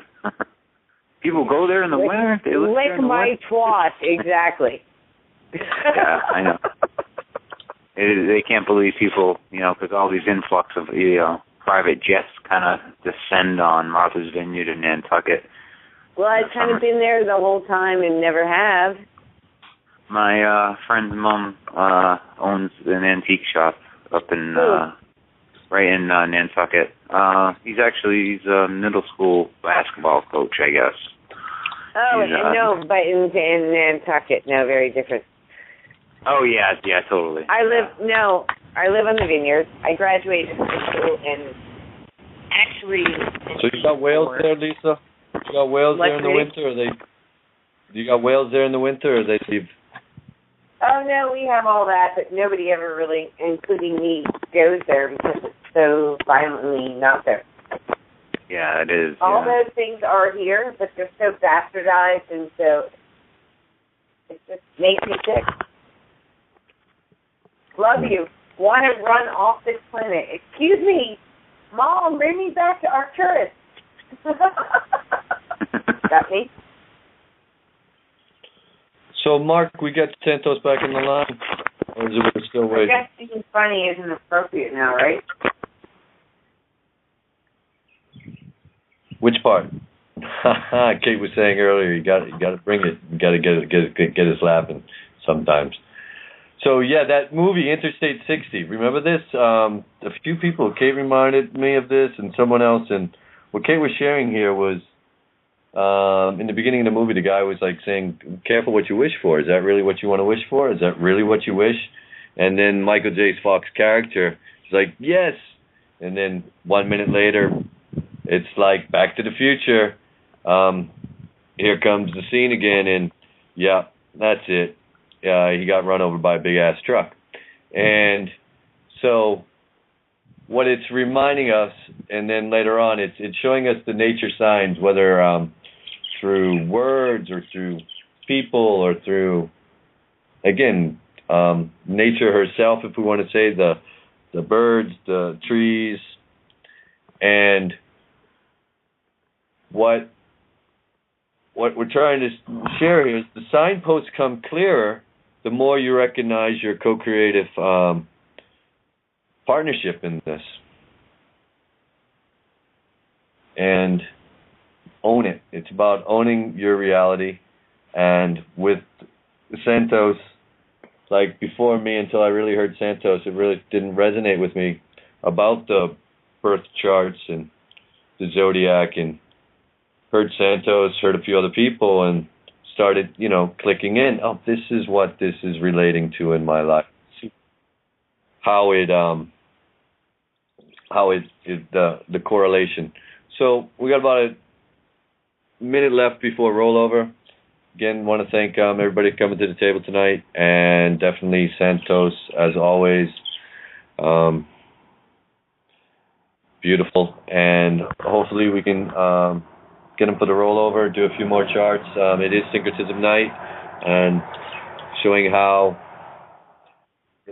the as above, so below, as within, so without, and this beautiful harmony, harmony of being, the flowing of life. And Mark, we got Santos back? My intent is to bring him back. Okay. It's just one of those funny evenings, Mike. Yeah. So, perfect. Yeah, we'll see where it goes. Again, thank you all for tuning in. And for those rolling over, put your hand up, press 1 on the board, and bring you into the call. Aloha, everybody else. Aloha. Much love. And we love you all. Let's see who else is got their hand up. We got 413. We'll bring you in to the call. And let's see if I know how to do it.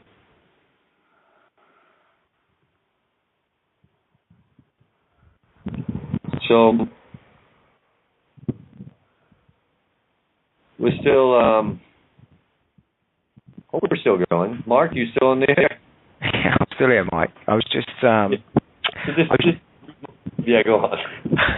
I was just thinking about what was that movie called again? Interstate 60?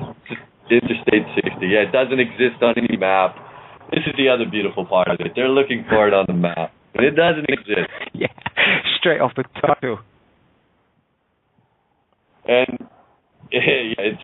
I've had experiences like this, man. That's the beauty of it. we all had. We are now relating these magical stories that we've all had in our little or small or bigger ways where, yeah, I've had these connections. Yes, something has spoken to me.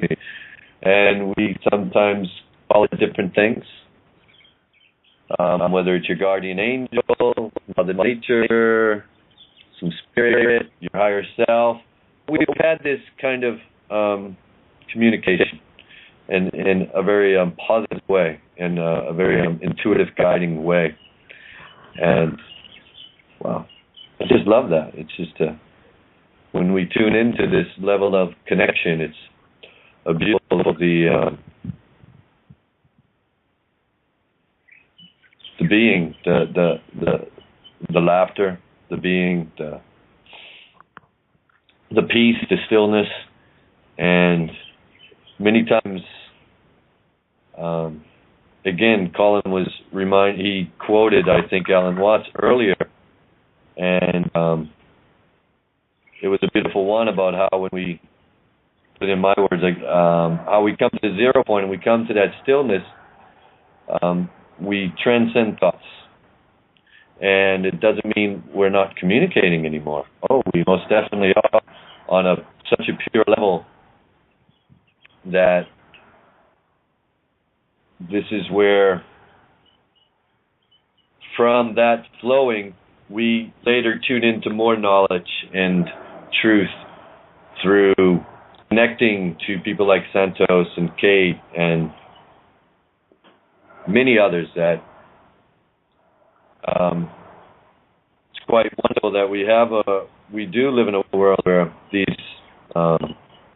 shining beings of light are existing all over the planet, and we are coming together. So, yeah. 413, your mic's open. Thank you. Hi. Hello. Hi, this is Christy. Hey, hi, Christy. Welcome. Thank you.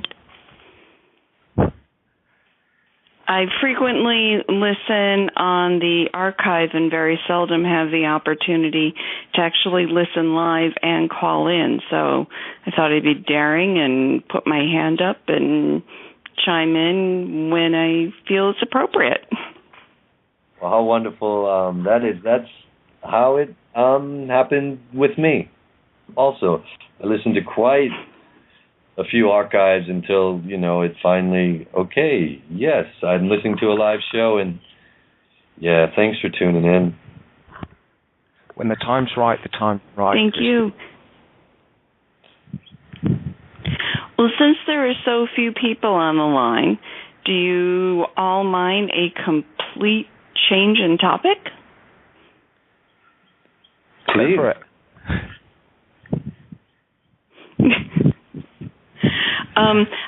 I work with kids a lot. I homeschool my 2 children. And I've been contemplating how to redefine what it means to educate kids, to include a lot of what I've been learning by listening to what you all and others have been talking about that really resonates with me. But it seems that there are, a little bit of my philosophy on educating kids is that a lot of that boring stuff that we all learned in regular school is actually useful as a tool to teaching skills. Grammar teaches logical thought and critical thinking and all of that sort of thing. So if you guys were to go back and do it again, what sort of subjects would you want to learn about that here's the first step. Yeah, go on. Excuse me. No, it's okay. Go ahead. Yeah, one, I wouldn't step back into those walls. Flat out. Knowing what I know now, I would not step back in that walls, and I don't recommend anyone to send their kids to schools. I would love to have everyone don't send their kids to school day and everyone don't go to work day, to show how much we can, just by doing that, how much from shifting our focus and how much this could shift.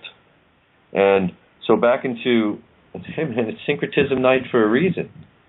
The syncretism is what we should be teaching our kids. This is what we used to learn. This was the natural, it was tied right in all these, I think Santos is 7 or 8, but it's all of them. It's how syncretism is what combines all the knowledge in terms of showing the unity of it, showing how it all comes together in one, where it's all speaking the same language instead of being fragmented. So we are teaching kids. Let's speak in the now. This is this knowledge that before was common knowledge. It was part of our natural, I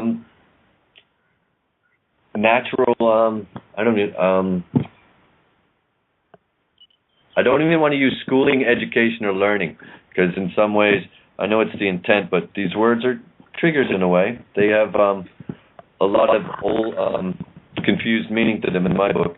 And I'll share your story. I thought of this morning. I'm so glad you came on. When I was in 3rd grade, I was going to figure out how old I was. I think I was born in 69. I came through the portal in 69. And so 3rd grade, you're 7, 8 years old, 9 years old. Well, Pink Floyd, Another Brick in the Wall came out, and We Don't Need No Education, show and tell. I bring that. I play that. We don't need no education. We don't need no thought control. So whenever we put the learning of our children inside the old school system, doesn't matter what subject you teach them in that environment, it's about obeying authority. End of story. That's what it's about. So, yeah, they could learn some subjects. Yes, they could gain some knowledge. But the counterbalance to that was becoming subservient to the system. Or basically, we can even take it off the system. And bring it back to it's not the best for the child. It's not best for a human being to be put in that situation. The best, I feel, thing you can do with a child is to start their education is to go take a walk in nature. That is number one. Let them observe nature. And then share with you. That's where the school, that's where education, that's where learning should take place first and foremost. Yeah,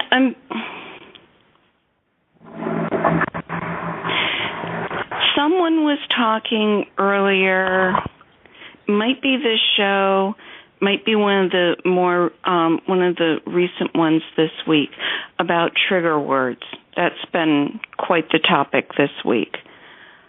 And I'm finding that education and schooling are part of those trigger words, and would love to have a mirror-to-mirror moment of what other words can we use to express the okay, for instance, I don't actually homeschool, because when you say to somebody you homeschool, most people go to that, you've got your kids sitting with textbooks open at a kitchen table, and instead of sending them to school, you're schooling at home. And that's so not what we're doing. I've got a community here of moms. Pardon? Does it matter? I mean, I know exactly where you're coming from. I mean, it's how do you express the word tutoring, schooling, learning, knowledge, wisdom. I mean, it's how it doesn't really. I know exactly what where you're coming from. Yeah, exactly. Spot on, Mike. Thank you. Mike, can you repeat that word for me, please? Mentoring. No, but I was saying we're really feeling your intent. So mentoring is kind of like you go. This is how it used to be in Hawaii. All right, before the Western so-called system was came over here. The way it flowed was you would go. The child would go to whoever, whether it was a farmer, a fisherman, a canoe maker. Whoever was the kind of the kumu, the master of that particular skill, and you would go and sit with them. And so this isn't a school in a building in four walls. Call it an office building, call it a prison, call it slavery by any other name. It's the same thing about oppressing the freedom of others. It's compulsory. What part of, wait, that's my choice, did we forget? So on a very subtle level, it's showing us that it doesn't have your best interest in heart. It was not set for that reason, and we've gone down a road of make-believe thinking that it was. It isn't. And it's kind of like what you said in the beginning, teaching children skills. And the skills in pledging some allegiance or obeying some authority, and the skills are practical life skills, what you do in your community, what you do in your environment, and how we learn how to learn.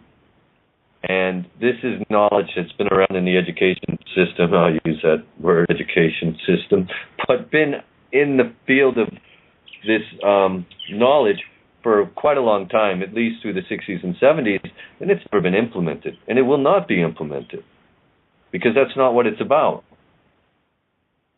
We can talk about it. We can say that's best for the child. It's all empty, because at the end of the day, that's not what the purpose of that system is for. It's not to enlighten your children. And so we recognize... I'm not trying... Oh, sorry, go ahead. No, you're good. Yeah, I work predominantly with the 12-year-olds.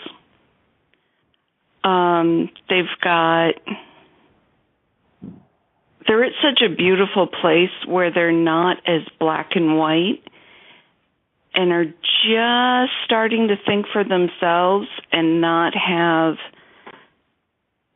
want parents to define their every move.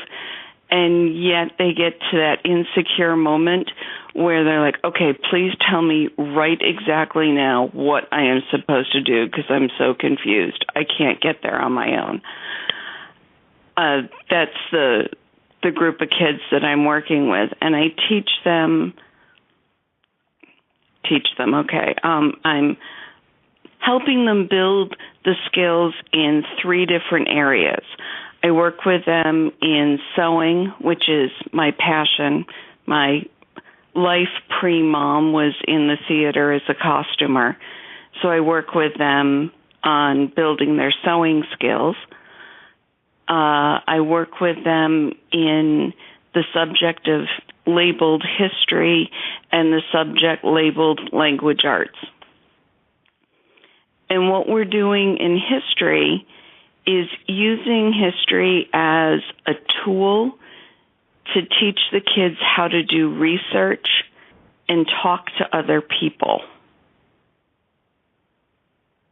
So what I've got them doing at the moment is we're at the age of exploration on that timeline, that series of events. I say, okay, here's a subject. Yeah, you're critically thinking. It's a way, I've read some books on history, and I've read some big, thick books on history and how the books and how the information is portrayed. Guys, get this right. Rockefeller, these guys controlled the publishing industry when they were around. They controlled the books. They control the information. They control how history is portrayed, and not just what is contained in the books, but how it is written. It's basically story. doctoring a point of view that is, let's just say, not healthy.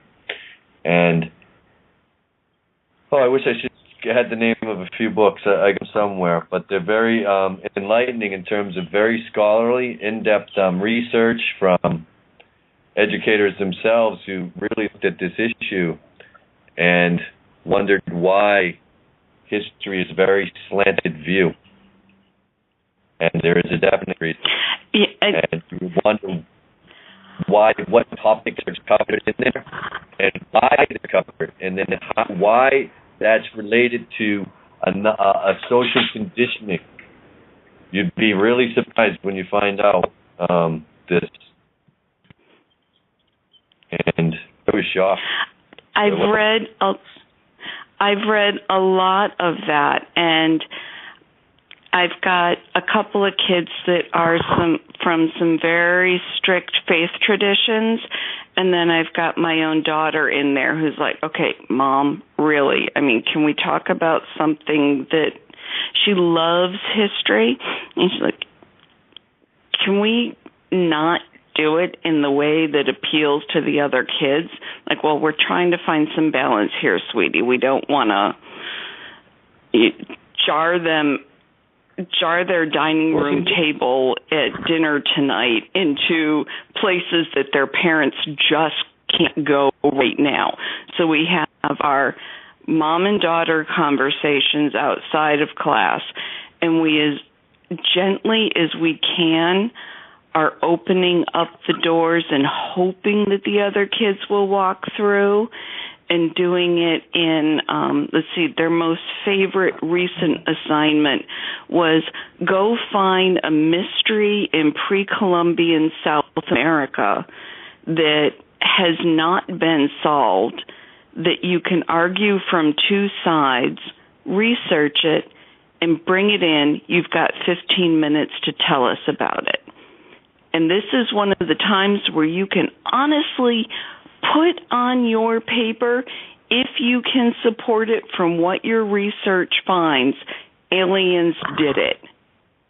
And they had this over a break period, and they were going crazy over it, loving this opportunity to come in and present what they had researched and found. And that's how I approach all of their history assignments is, okay, here's a topic.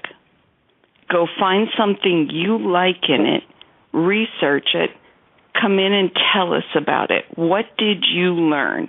What did you teach yourself? I don't teach in that class at all. I simply provide them an opportunity to go find stuff out for themselves, hoping that they'll stumble across some of these nuggets so that I can have the kids show their parents that there is a whole hallway of doors that they could open and go through if they're ready. Does that make sense? Sure.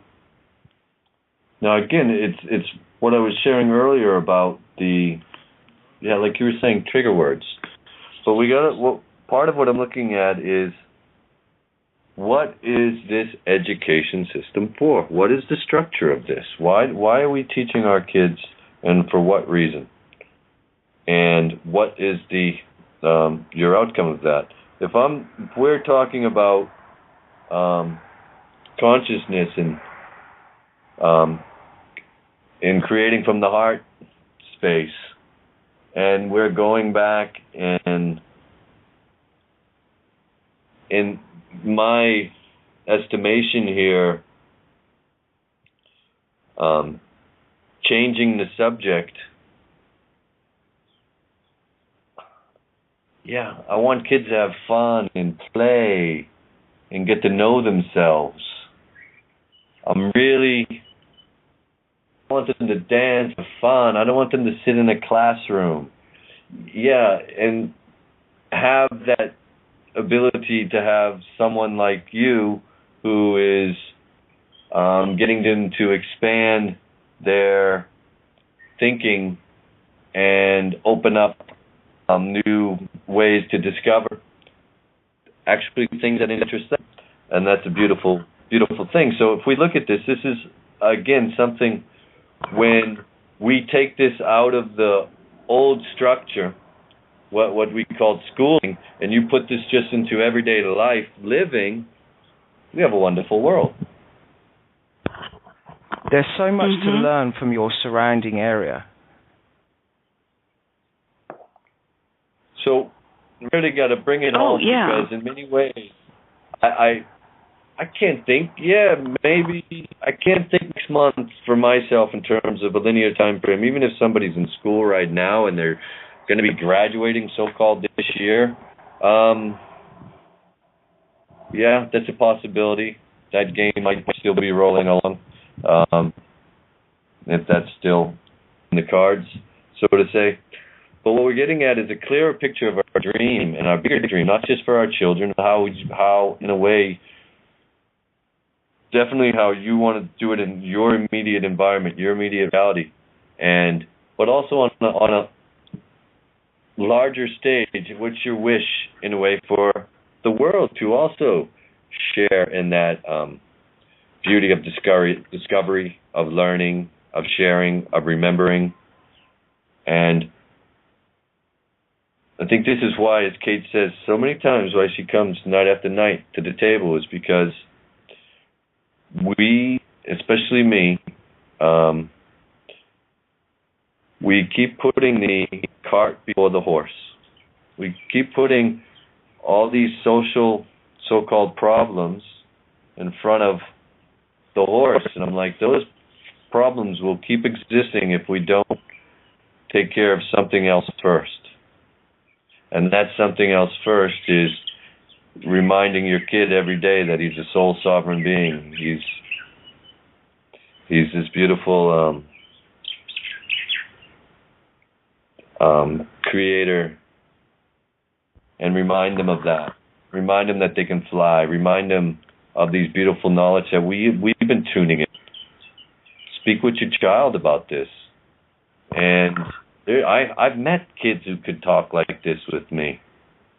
You know, it's wonderful. So this is my my reminder to really bring it home in terms of the world we are imagining.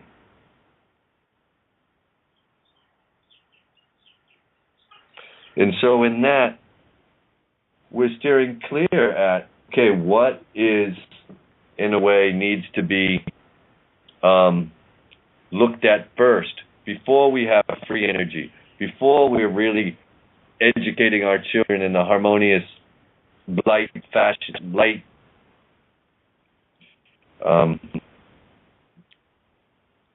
And what it is we have to realize the old systems of control that we need to let go of and come back to ourselves and in many ways join together once again. And this is naturally unfolding. And realize that when we, in our knowledge and knowing that what we were dealing with before, in many ways, was a game we played. Let's remember, we're owning this. But the game we played at its root was an issue of it's mind control, slavery, forgetting who you are, really. And in this forgetting who we were, whether that was programmed or we chose it, what we got to remember is forgetting who we were, part of the game we played was this mind control distortion to come back to clarity. It's a beautiful balance when you come to this neutral space inside you and you can look again. It's like all of a sudden you look at this thing that used to scare you, and then, all right, I'm going to look, and you look, and you're like, oh, that's what it is. You see the yin, you see the me. Yes, Mark. Rose-tinted glasses are off. Most definitely. And we got to look at these things for what they are so we can finish them. If we keep thinking, oh, no, they got us good at heart. No, that's not their role they're playing. Their role they're playing is to actually, and this is government, this is democracy, to think that the people have power. No, it's the opposite, actually. And that's the role they're playing. Bravo to them. You know, I say, play that role, be badass, man. You know. But in that regards, it's,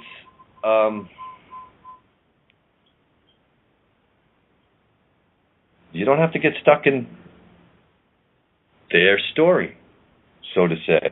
You don't have to get stuck in the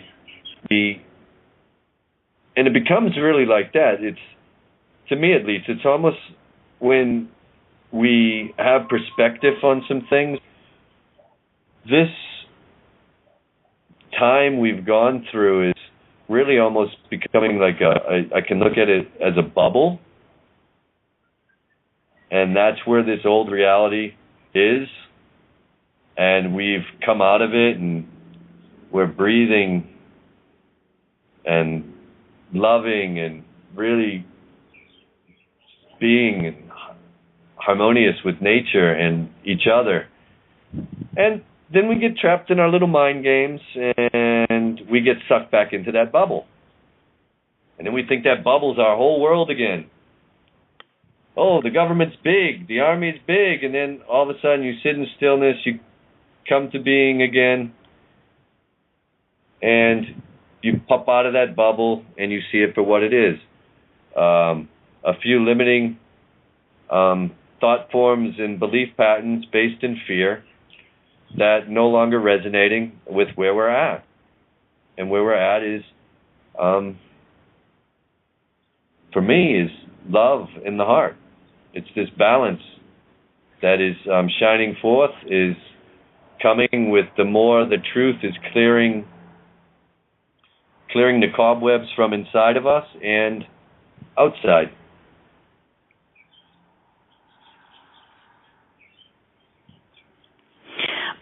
One of the things that just popped into my head is finding that balance in the now between children who do not have the level of programming that their mentors, to use your term, which I love, I'm going to have to start using that one, because that really is what I see my role as in their lives, is as a mentor to help them develop the skills that they're asking for, but not necessarily in a verbal way.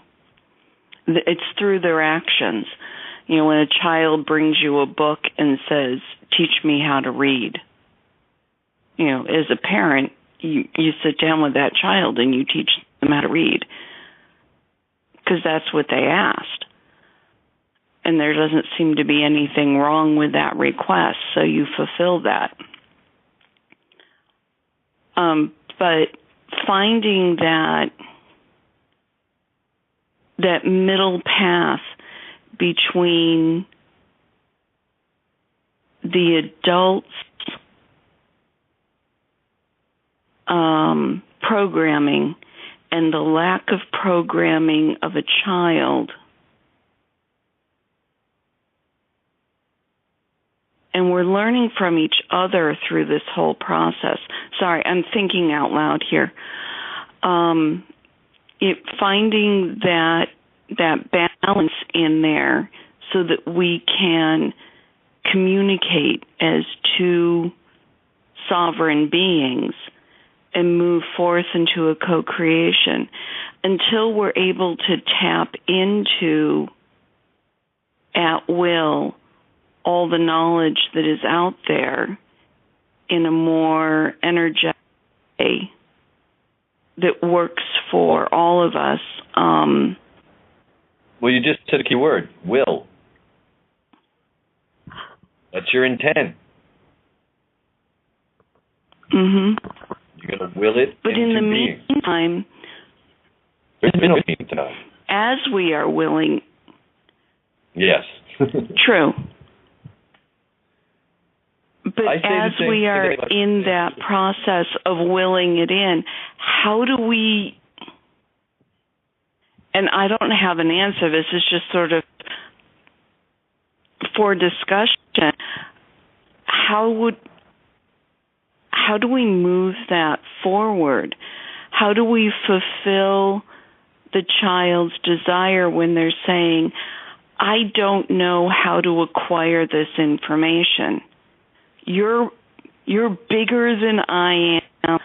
I perceive you as having more experience than I do. In this moment, I want knowledge. Give it to me. I see my goal as a mentor providing them with the opportunity to learn how to learn. And there are so many trigger words in there that expressing that then is go into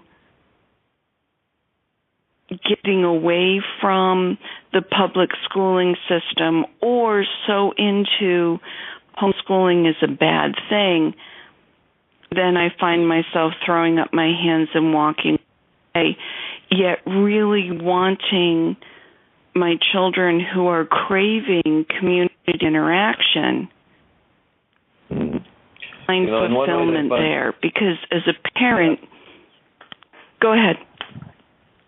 I find this funny because I traveled a lot when I was younger. And I met people on the road and in different places around the world. And then I've read stories about this where people are sailing around the world, they take their kids with them. And it's a completely different paradigm. It's a completely different way of looking at the world. We're still so stuck in terms of school, work. It's such, like you were saying, trigger words. But they're more than trigger words. They're really, in some ways, stone structures in the mind that are untruths. And in this enlightening we are all going through, these untruths are crumbling. And this is why it becomes more conscious in our mind that we're thinking about these things. Because these untruths are falling when we're like, shoot, we know a better way to do this. And we've been trying a better way to do this. And again, these are signs for myself to remind me that, yes, this is the old structure falling down. And the more we recognize this, the more we listen to me, man. I'm still every morning listening to people reading and and then going out and having fun in the nature, bringing some balance in different ways. And what I'm getting at here is this. Why am I doing these things? It's because I'm out of that old stone structure that's how we did things. It was like you either got up and went to school or you got up and went to work. You didn't get up to live. Big difference. What's the first thing you should get up to do? You should get up to live. Mm-hmm. Oh, I got to get up to go to school. I got to get up to go to work. Wow, what a thing we did to ourselves. And now that we're so-called older, and we're repeating the patterns with our children, and I'm like, wow, this has got to end quick. And it is. And it's natural progression. Up in the morning and they see their dad go off to work because that's where dad is at. And I'm here home with them, and tomorrow morning. Tomorrow is Saturday. Tomorrow is the local Winters Farmers Market. So tomorrow morning, I'll get up, and sometime between when the clock tells me it's 10 a.m. and 2 p.m., I'm going to go over to the farmer's market. I'm going to say hi to the farmer that I buy eggs from every week. I'm going to go to the guy that I get the apples from, and I'm going to say, okay, what have you got left in the coolers? Because I'm in New England. So it's, okay, what's left? How do you think what you got from this year's harvest is going to last? So I know how much of the apples to bring home. Because we're in the city, and we're limited on how much we can grow in our backyard. But you are searching for that balance of the children say, we want you to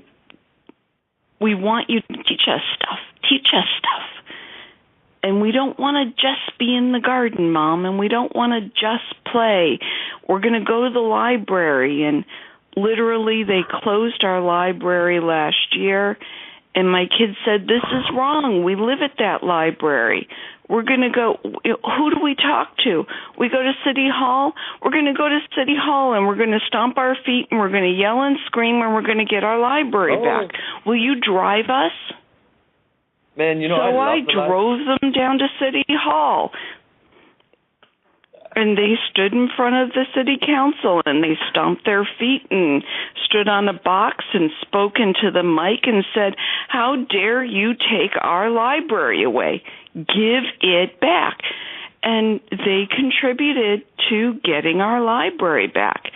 Those are wonderful experiences for them, and yet they're so locked in the old paradigm.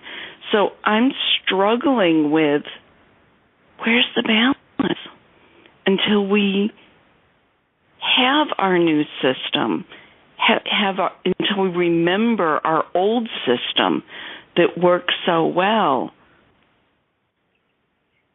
When am I doing them a disservice, and when am I providing them with wonderful opportunities to teach themselves? This is the angst that I go through as I'm deprogramming myself. Well, again, there's one thing that helps is, at least for yourself, is no expectation. In terms of what we were talking about this just the other day. Somebody was saying this about their children, and hey, man, your children are stars too. They have their free will choice, and especially when you're guiding them in these ways to seek knowledge for themselves, and that there's different avenues to discover this. You've done your job, really, truly, and this is what's, again, it's a shift of perspective in terms of yourself, and this is where it's getting at. This is more important than anything we can teach our kids. This is more important than anything we can, okay, maybe it's not the most important, but I really think it's one of the most valuable. And if you want to teach the kids, this would really be right in there, right at the top. And it's teaching our kids and ourselves, reminding ourselves, remembering that we have infinite worth. Each one of us has infinite worth. In so many ways, the culture we've been brought up in, and I don't care which culture you're talking about on this planet, the role of culture was to devalue you, to make you forget that you have infinite worth. Thank you. You sure did that role well, culture, and finished for me, because I remember I have infinite worth. And when we remind each other of that, and we show that to each other, and remember this. It's, again, we can then, from remembering this, we can start loving ourselves really, truly, and we can, with humor, look in the mirror and look at our shadow and dance with it, and beautiful. Hey, Mike. Hmm. Got 25 callers in the line. Oh, sorry. Anybody wants to chirp up? Put your hand up. I've got all the other mics open, so.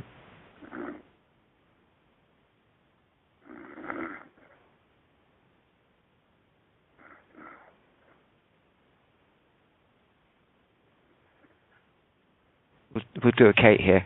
We're not going to say anything until somebody chirps up.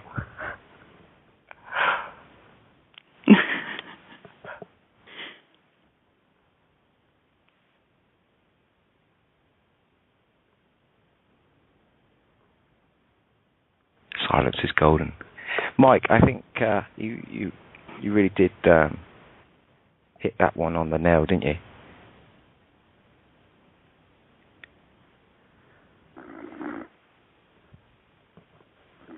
Mike?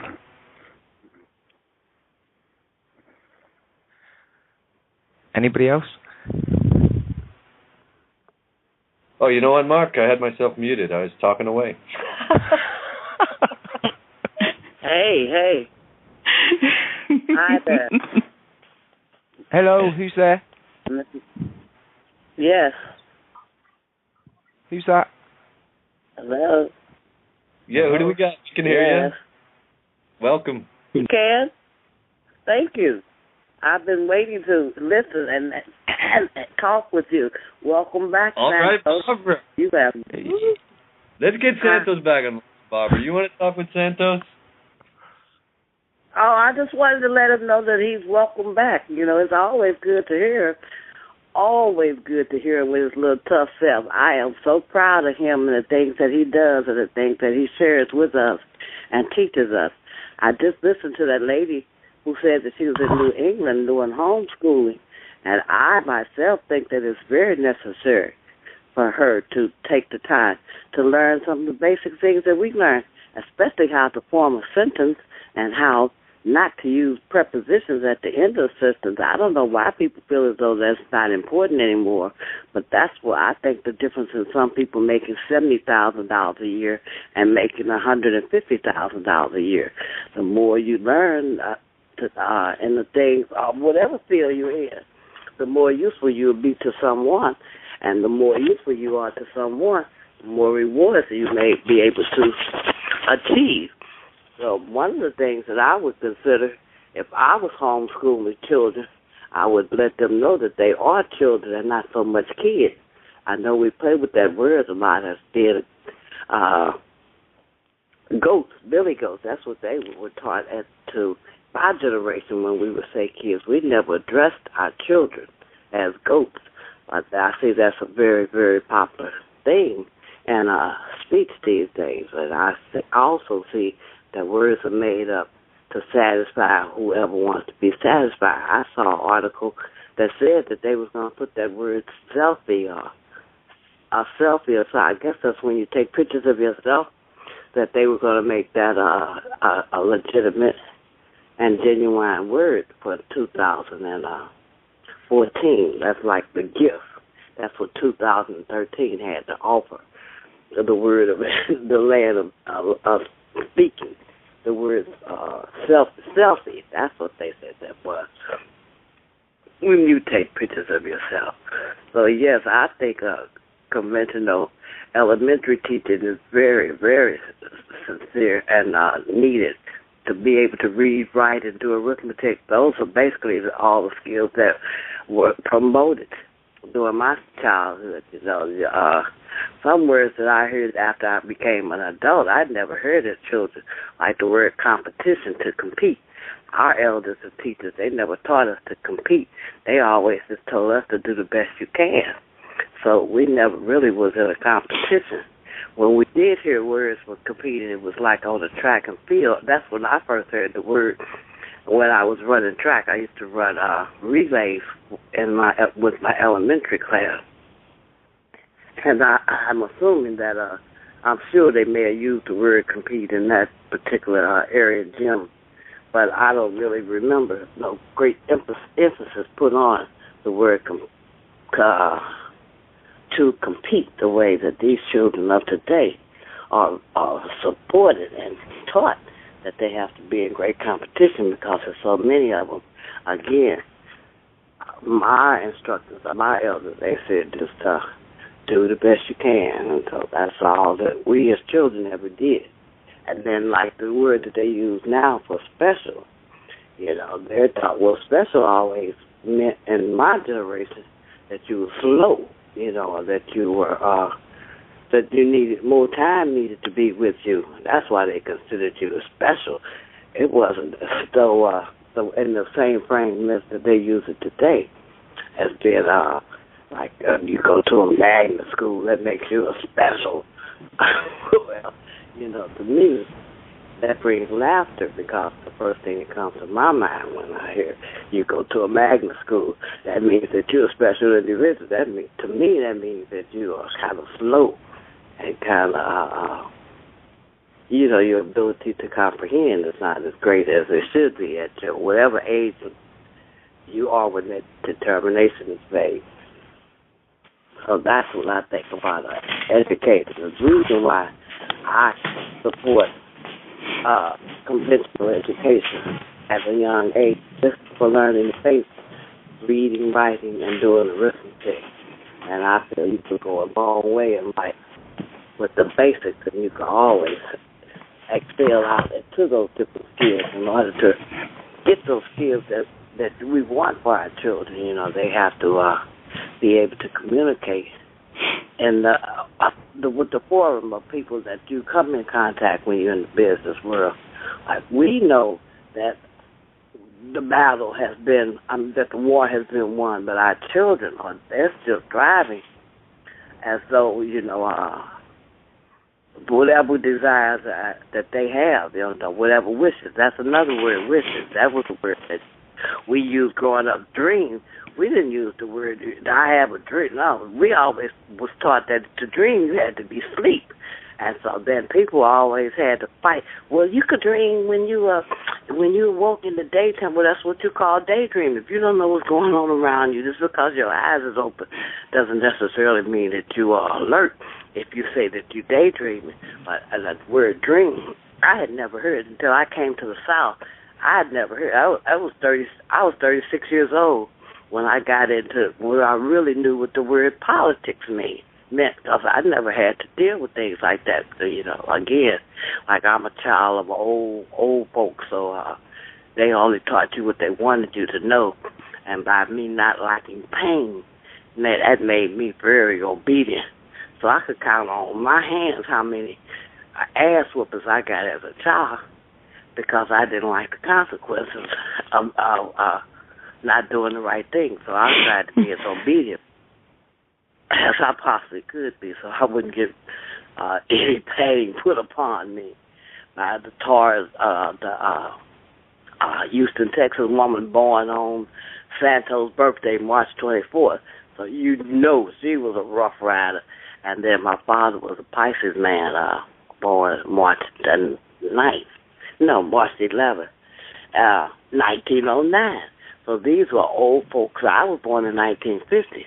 So they was very sure about whether or not they wanted to raise somebody or help somebody else in life when they decided to have me. So I assume I have a brother that's 4 years older, one brother, but they liked the activities of laying and playing, but they wasn't big on getting a lot of rewards because they only had 2 children, and my older brother and myself.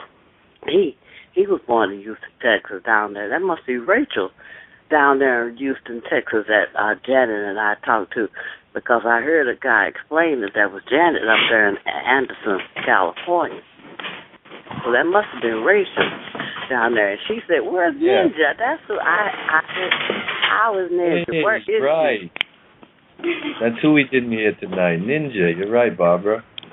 Ninja and Janet. I haven't heard. Yeah. That's such a pleasure. Ninja says 3 a.m. in the morning, Barbara. And I'm up on this and talking on the telephone to you. It's 3 a.m. I know. We get Mark, hurt. We get. Are you guys UK up this late or up this early, whichever way you want to look at it? I'm so, here. Barbara, what do you think? I got a question for you, Bob. Did you ever think about this way back when about we'd be living in some year called 2014? I remember when Prince sang 1999 and some thing in the distant future. It's like, wow, I'm really, in many ways, amazed we're here. Never really thought about it. Just living every day. I always lived in the now, apparently, because I never, even when that record came out in 1999, I hadn't thought about time going up to 1999. I just thought it was a good beat, a good rhythm, and that you could cut the rugs on the dance floor very good. Right. But I never thought about tomorrow, what I'm going to be when I grow up. I don't remember having those type of thoughts as a child. Like when I grow up, I want to be a school teacher or a nurse or I'm going to get married. I don't remember having any of those thoughts. Only thing I remember wanting for when I grew up to be old enough was to be able to stay outside after the street lights came on. That was the most important thing in the world to me. What? Outside in the dark? Street lights on and I'm still outside? Oh, that was so exciting when I got an opportunity to do that. But it was it was the wrong time. I was too fast. But then, like, I say I was too fast. Apparently I wasn't because life situations put me out there. Remember, I've already said I was an obedient child. So to be disobedient must have been the work of the universe more so than of my wants and my desires. Yeah, Barbara, beautiful. Yes. Thank you. I'm glad you never you had that freedom of thought. You had that freedom of being. It just really just shined through in what you just shared. Yeah, who was that chimed in? Hello? It was Christy again. Barbara, thank you for your insight in what you said, and I really appreciated what you just said. And calling my children kids, I guess I don't find that awful, only because I refer to myself as being a bouncy, disobedient goat, and I'd rather be a bouncy, disobedient goat than a sheep that has to be herded through the field where it'll go. Well, yeah, this is what we were sharing earlier about. That's one of the basic structures of the schooling is to get you to, in a way, as you use the word, as a sheep, for you to follow orders. Follow orders basically blindly. And if you don't follow those orders, well, sometimes it gets violent. And that shows you the level of the game that's exposed. And this is kind of what we've had on the planet. When you have situations where individual freedoms are stepped on for something they want to do for their children, and it's a really positive, in a way, higher thinking, better for the child, and those freedoms are restricted. It's in a way showing us, and this is what's happened. And it's a way showing us for me, the end game of it. It's showing me the end game of that old system, because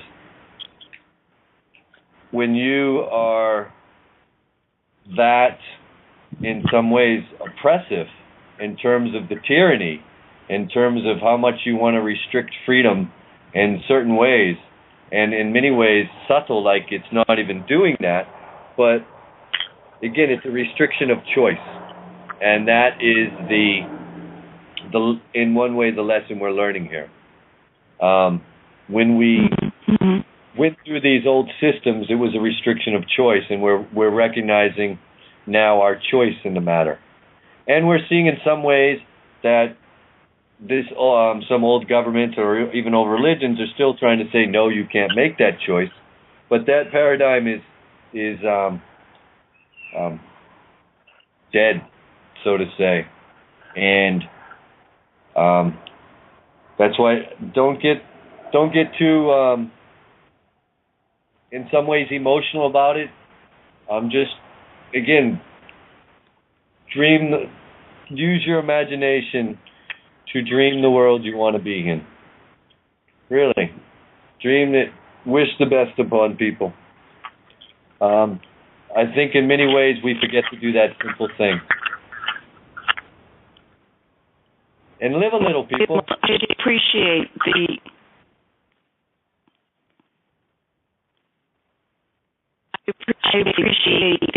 opportunity to dialogue with all of you about this. And Barbara, I appreciate your work so much.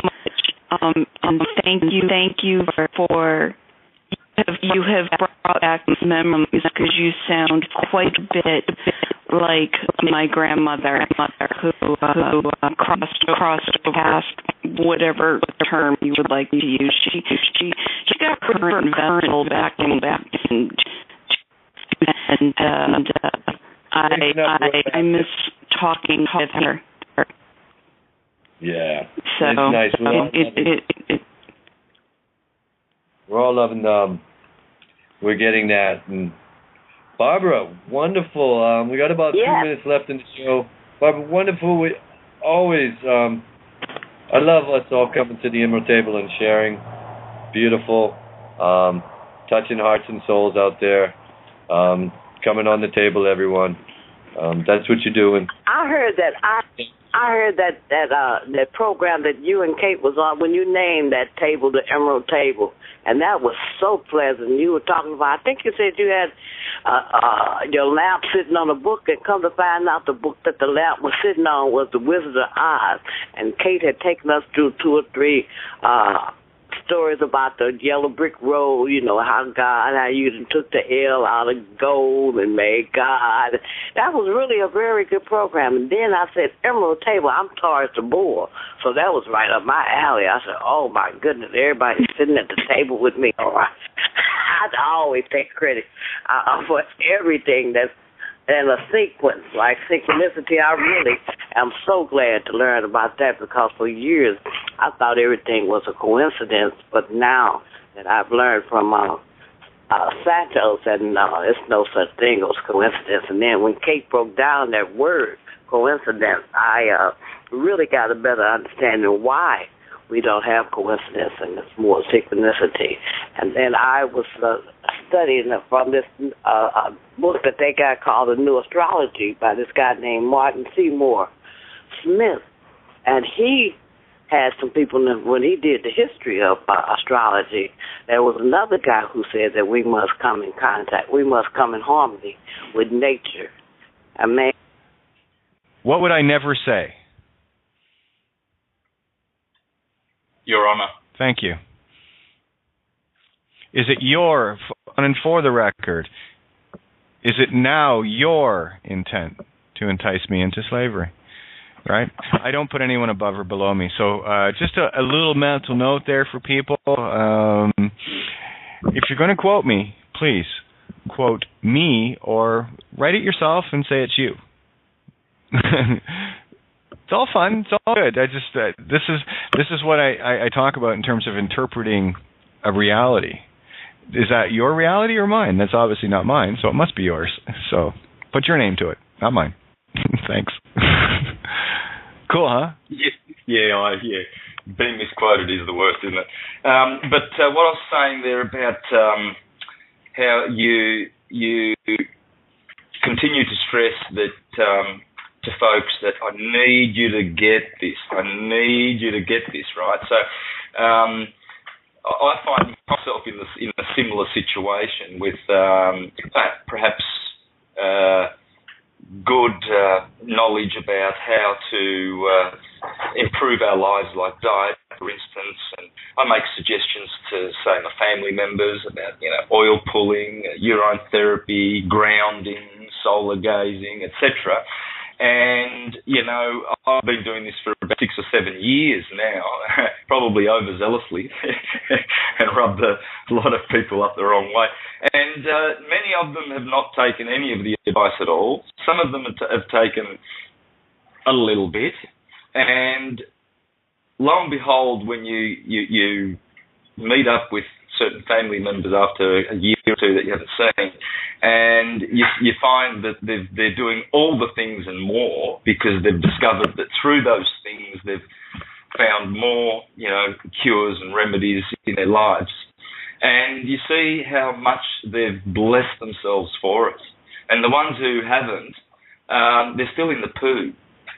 You know, and they've still got all these problems and complaining about the same old problems, whereas the others transform themselves simply because they did, you know, the talk. They listened and then applied and got benefits.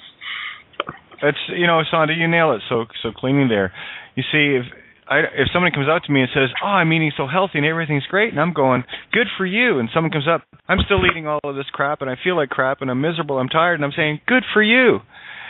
You know, that's how I look at it. I got to tell everybody, especially in this moment of now, if you want to see how to get in the cab, watch Interstate 60. It's on YouTube. It's free. Interstate 60 with Gary Oldman, Christopher Lloyd's in it. Actually, the whole movie is summed up in the very beginning of in the movie with Michael J. Fox and Gary Oldman that interact for approximately 2.5 minutes, and the whole universe is summed up in that one scene. And if you see it, you'll know what I'm talking about. And really, it comes right down to here's another thing too. Talking with people. Not all the time. On occasion, I had a beautiful day today chatting with people that 100%, boom, boom, boom, boom, boom, back and forth, right? It's a perfect game of tennis. Your serve, my serve, your serve, and we're playing the same game. And then, of course, there's other conversations where I'm just trying to keep the game in balance, and people are smashing it across the net. And I asked them, why do you want to play tennis with me when you think you have to win, when this is just about keeping the ball in the air? It's not about winning or losing. It's about keeping the game rolling. And here it is in a nutshell. People will, like when I'm in conversation, they'll want to talk with me, yet very few will want to actually hear me because there's still left brain monkey chatter trying to fix things. And that's not how this universe works. That is in defiance of natural order. At what point, as God, do you think you haven't thought of everything? Because in infinity, every possibility, including the impossibilities, are all possible and already done. You have to choose which game you want to play. This is just a game level. This is all I see it as. And when I was talking with Art today, you know, I'm watching people laugh at this and laugh at that because they're having their awakening. So don't you ever wonder why I don't laugh very often? It's not because I don't think it's funny. It's because it's just not funny enough. So it takes quite a bit to get my bliss. So I'm in a very neutral place all the time. And it's not that I don't want to. It's just there's a job to do. And, you know, I signed up for it. And I'm going to do that job to the point where I play. And I'm playing now. I'm showing people how to cast the spells back. I don't know if you've been catching any of the shows of late, but we're like way down the road with this right now with phonics. Again, dealing in the now. Everything you do, you deal in the now. Don't look at it as a movie that was 10 years ago. If you're watching it now, it matters to you now and only now, and the movie's only talking to you now, so listen to the consciousness. All things for a reason. It's not a movie, it's your conscious reality. It's where your thoughts are. So, by all means, if someone wants to have a chit-chat with me, if they're, let's put it this way, if you think I have something to offer, then perhaps maybe, just maybe, just listen. Names. But for our purposes, the simplest term would be appropriate. He compared it to light. Light? Interesting. I think we've been talking about that a lot in syncretism. further reasoning that there are two kinds of light. A visible radiance, Ra, external light, which he called brightness, and an invisible radiance, which he called darkness, El, Saturn, the black one, you know. You can see his black box at Mecca, where everybody goes around anti-clockwise, you know. It's all black. It's black light. And the two work together and produce this great effect called the universe. Funny about that. An electrical effect. There you go. The great Walter Russell says that God only uses one force to create all of the universe in motion. Electricity. There is, I'll just continue on here because this is rich, this is great stuff here, if you don't mind. There is no essential difference between light and darkness. There is a dark light, which appears luminous to the soul, but cannot be sensed by the body. There is a visible radiance, which seems bright to the senses, but may appear dark to the soul. We must recognize that Paracelsus considered light as pertaining to the nature of being, the total existence from which all separate existences arise. Light not only contains the energy needed to support visible creatures and the whole broad experience of creation, but the invisible part of light supports the secret powers and functions of man, particularly intuition. Intuition, therefore, relates to the capacity of the individual to become attuned to the hidden side of life. See, they don't like it in church when you're intuitive and you ask a few questions. They get nervous. And that's dark, what you're asking, little child. That's from the dark light of Saturn. Oh, you'll be deceived by Satan.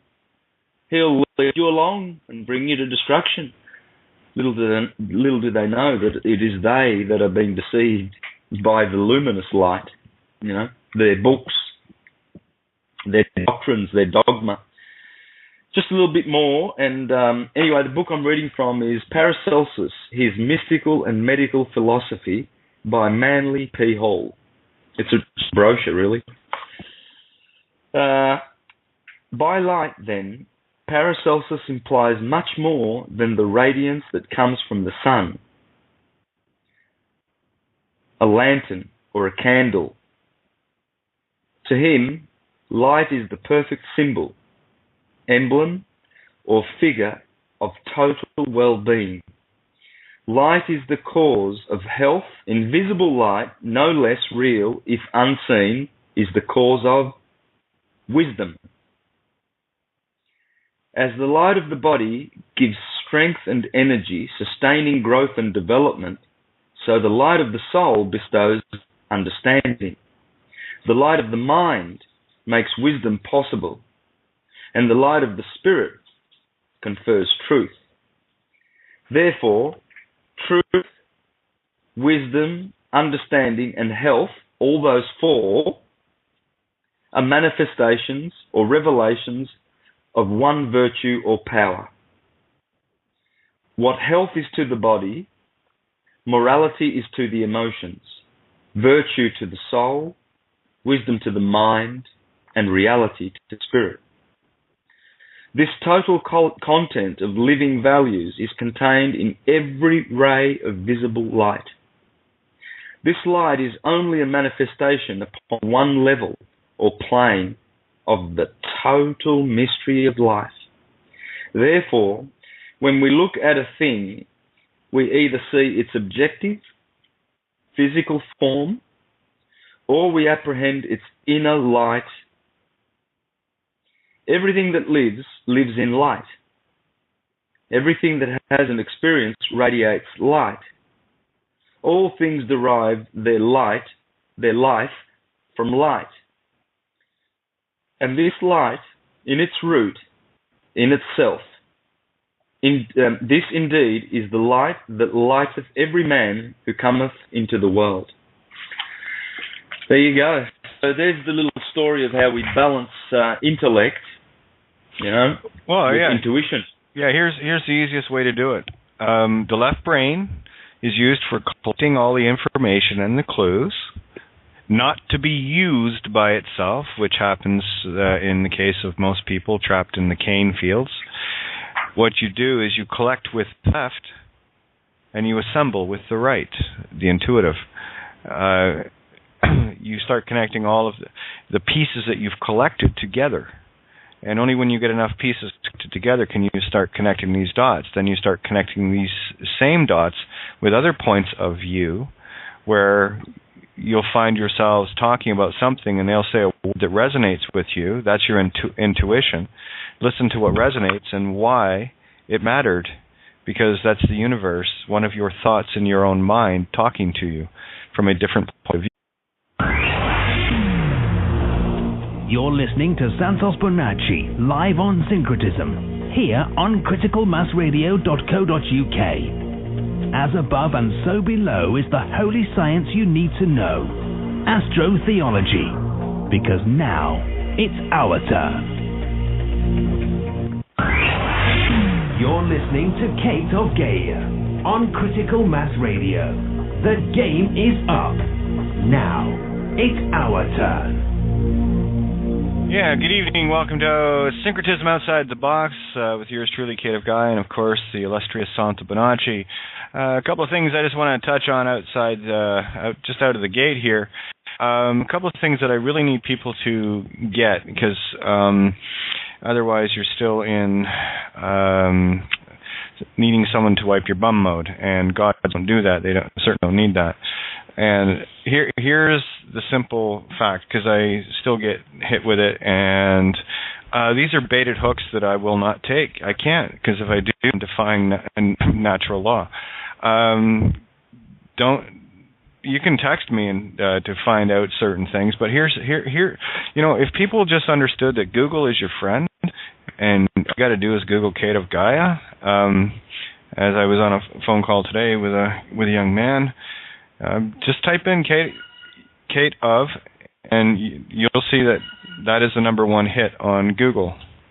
That means it's getting hit a lot. So it comes up immediately. You don't have far to look.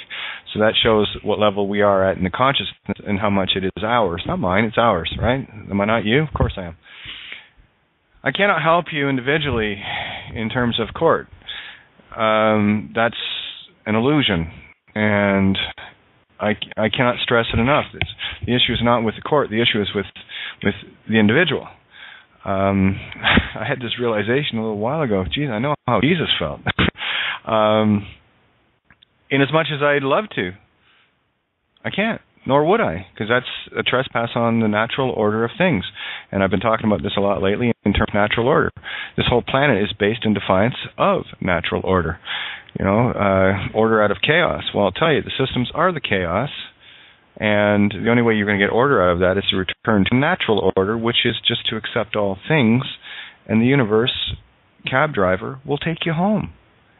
That's a tough one for people to swallow. So I can't help anybody, I won't. And I'll keep saying this until it sinks in. Specific cases, specific things, and whatever, because that is your test. That is not mine. I'm showing you how to pass them. I passed mine. So I'm trying to give you the cheat sheet to the final exam, if you will. And it's a tough one to swallow. It really is. And I know this. I don't make light of this. And it really is the leap of faith. Can you trust yourself? Can you finally trust that you are God? Can you finally stop being a killed or a child of God, killed of God, and become God? That's the game here. And I just wanted to bring that across. It's been a beautifully interesting day. Had a few conversations with people, and it really is wonderful to watch and listen to those that. What I love is I don't have to get into very lengthy conversations. I just have to say a couple of things, and people clicking right away. Going from all of this legal up to the I get it. I was just asked, here's a text I just got, and you'll love it, Santo. The question was, is it true that judges are casting spells? Well, yeah, we all are. The judges are us. We're the judges, and what have you. Seen a lot of stuff on the net, and of course, what I'm trying to show people is how to cast the spell back. And it's all in the phonics, but you have to redefine your reality before you get that ability back. And that's what we've been doing here every single night. And tonight, no different than any other. And Santo, floor is yours. Thanks, Kate. Wonderful. Yeah.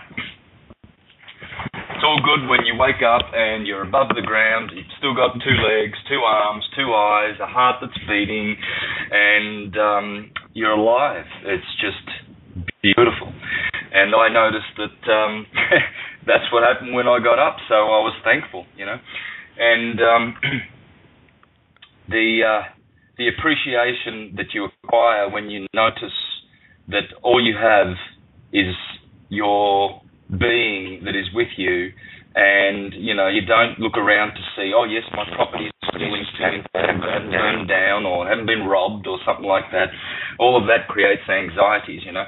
And so appreciate every day that, of course, that we have as living beings.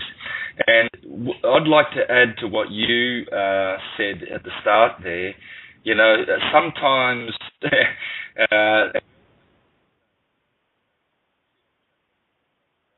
oh, your mic thingy. Can't hear you. Check your connection. All right, I'll fix that. Oh, there we go. Oh, hey. Is that better? Yeah, that's better. Here, I'm going to read a quote. I want you to tell me if I wrote this or not. Okay? You ready? I'm going to have some fun. I'm going to have some fun here. And what I'm going to say is, if you're going to quote me, not your interpretation of me. Here it is. I am the witness of the name fraud being perpetrated here. I have the prima facie evidence in my hand, birth certificate. Your Honor, for the record, now is it your intent to entice me into slavery? Kate of Gaia. No, I didn't say that. Just a thought.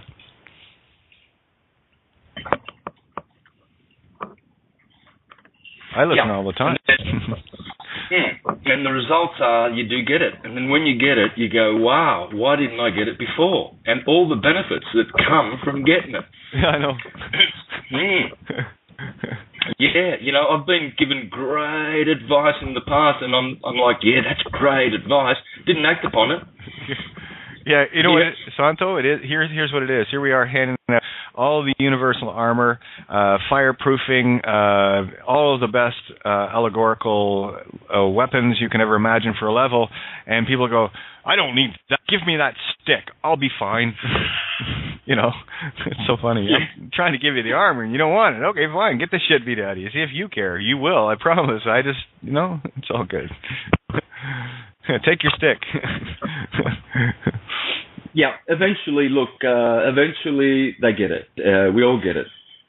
Here we are, and we've got a ways to go, but we've come a long way. Just trying to look back a few months even, see where we were, all of us.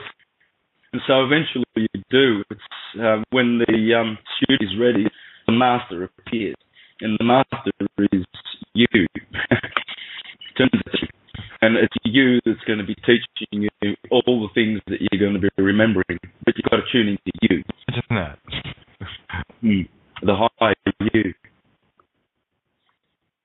Yep.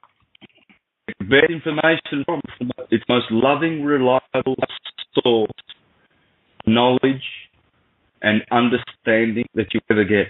And it's connected with your intuition, the right hemisphere of the cerebrum. Intuition, brain stuff.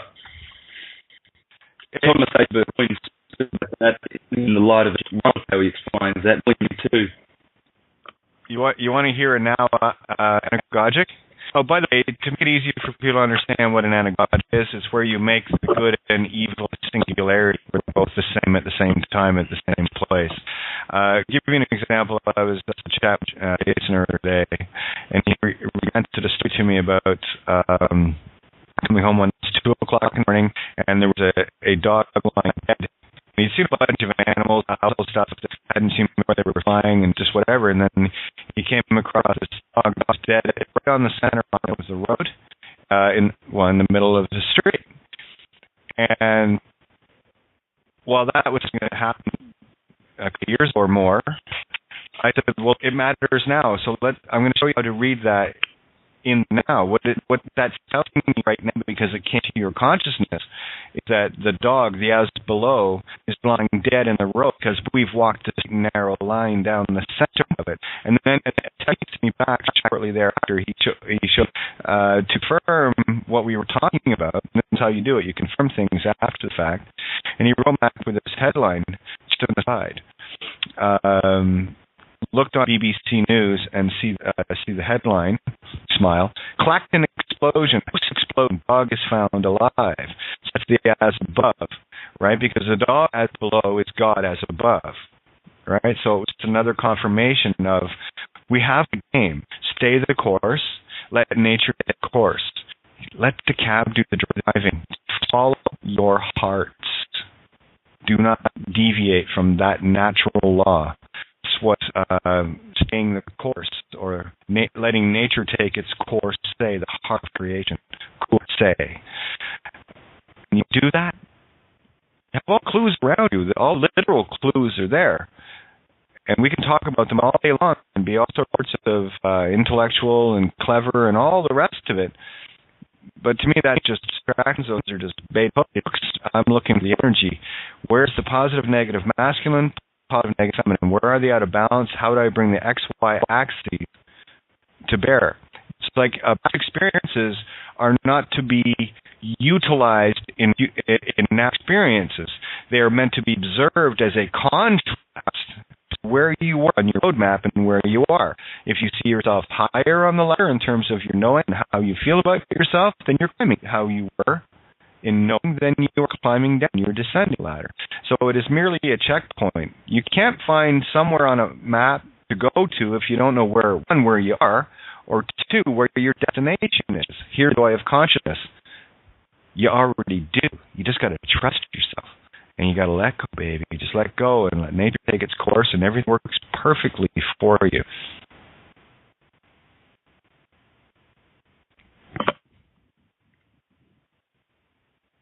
Yep.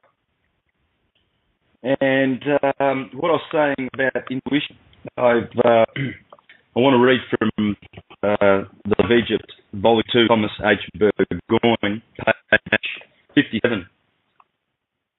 It says, there was a time when men ruled by pure intellect, without it coming to the heart, intuition.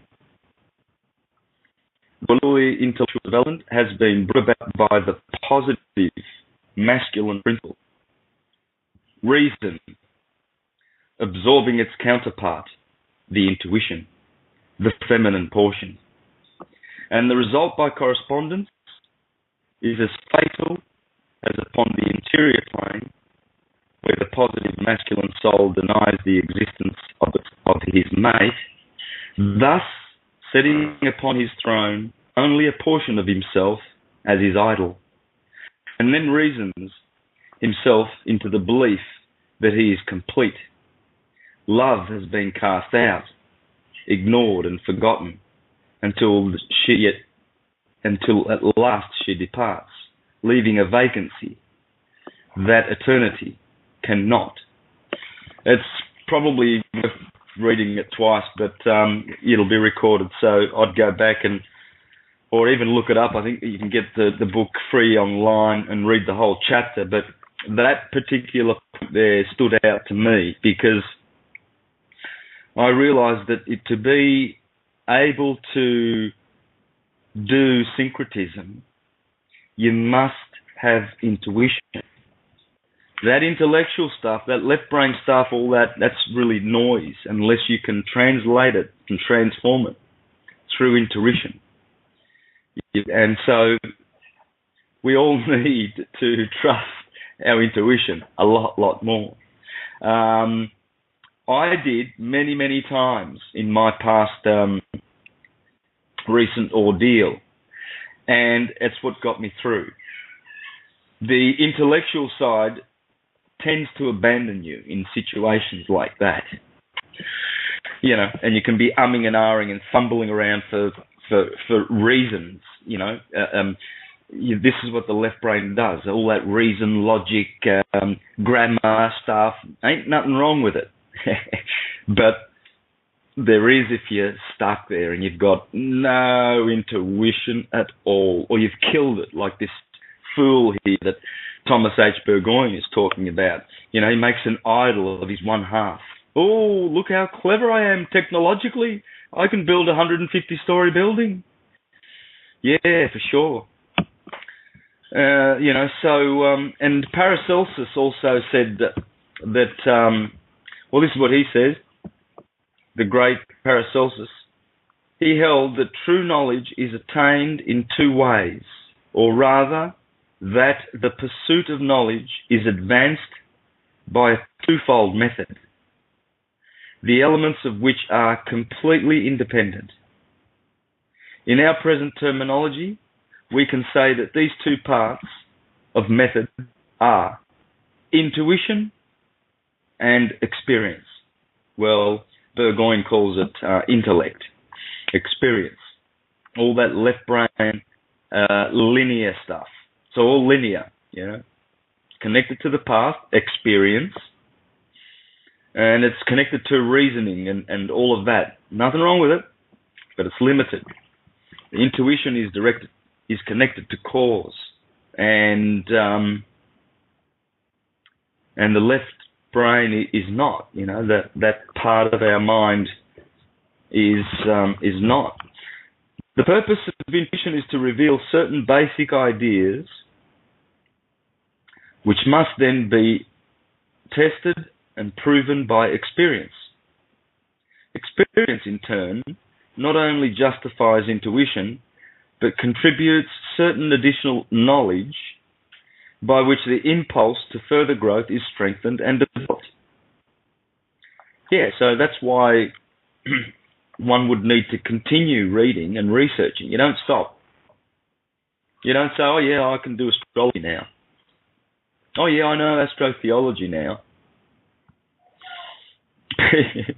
You need to exercise the left brain too, to gather information. Go out there and get little goodies so that you can get some aha moments too, to add with your pre-existing intuition, which will never fail you. And it's the higher you. Paracelsus regarded the separation of intuition and experience to be a disaster, leading inevitably to greater error and further disaster. Intuition without experience allows the mind to fall into an abyss of speculation without adequate censorship by practical means. Experience without intuition would never be fruitful, because fruitfulness comes not merely from the doing of things, but from the overtones which stimulate creative thought. Further, experience is meaningless unless there is within man the power capable of evaluating happenings and occurrences. The absence of this evaluating factor allows the individual to pass through many kinds of experiences, either misinterpreting them or not interpreting them at all. So Paracelsus attempted to explain intuition and how man is able to apprehend that which is not obvious or apparent. You see, all the sheeple, they're looking for what's obvious or apparent. What's on the media. The lamestream media, as Pete says. Pete Goslin. Love it. It is possible to prove beyond doubt that the human being is capable of an inward realization of truths or facts without the assistance of the so-called rational faculty. According to Paracelsus, intuition was possible because of the existence in nature of a mysterious substance or essence, a universal force. He gave this many names.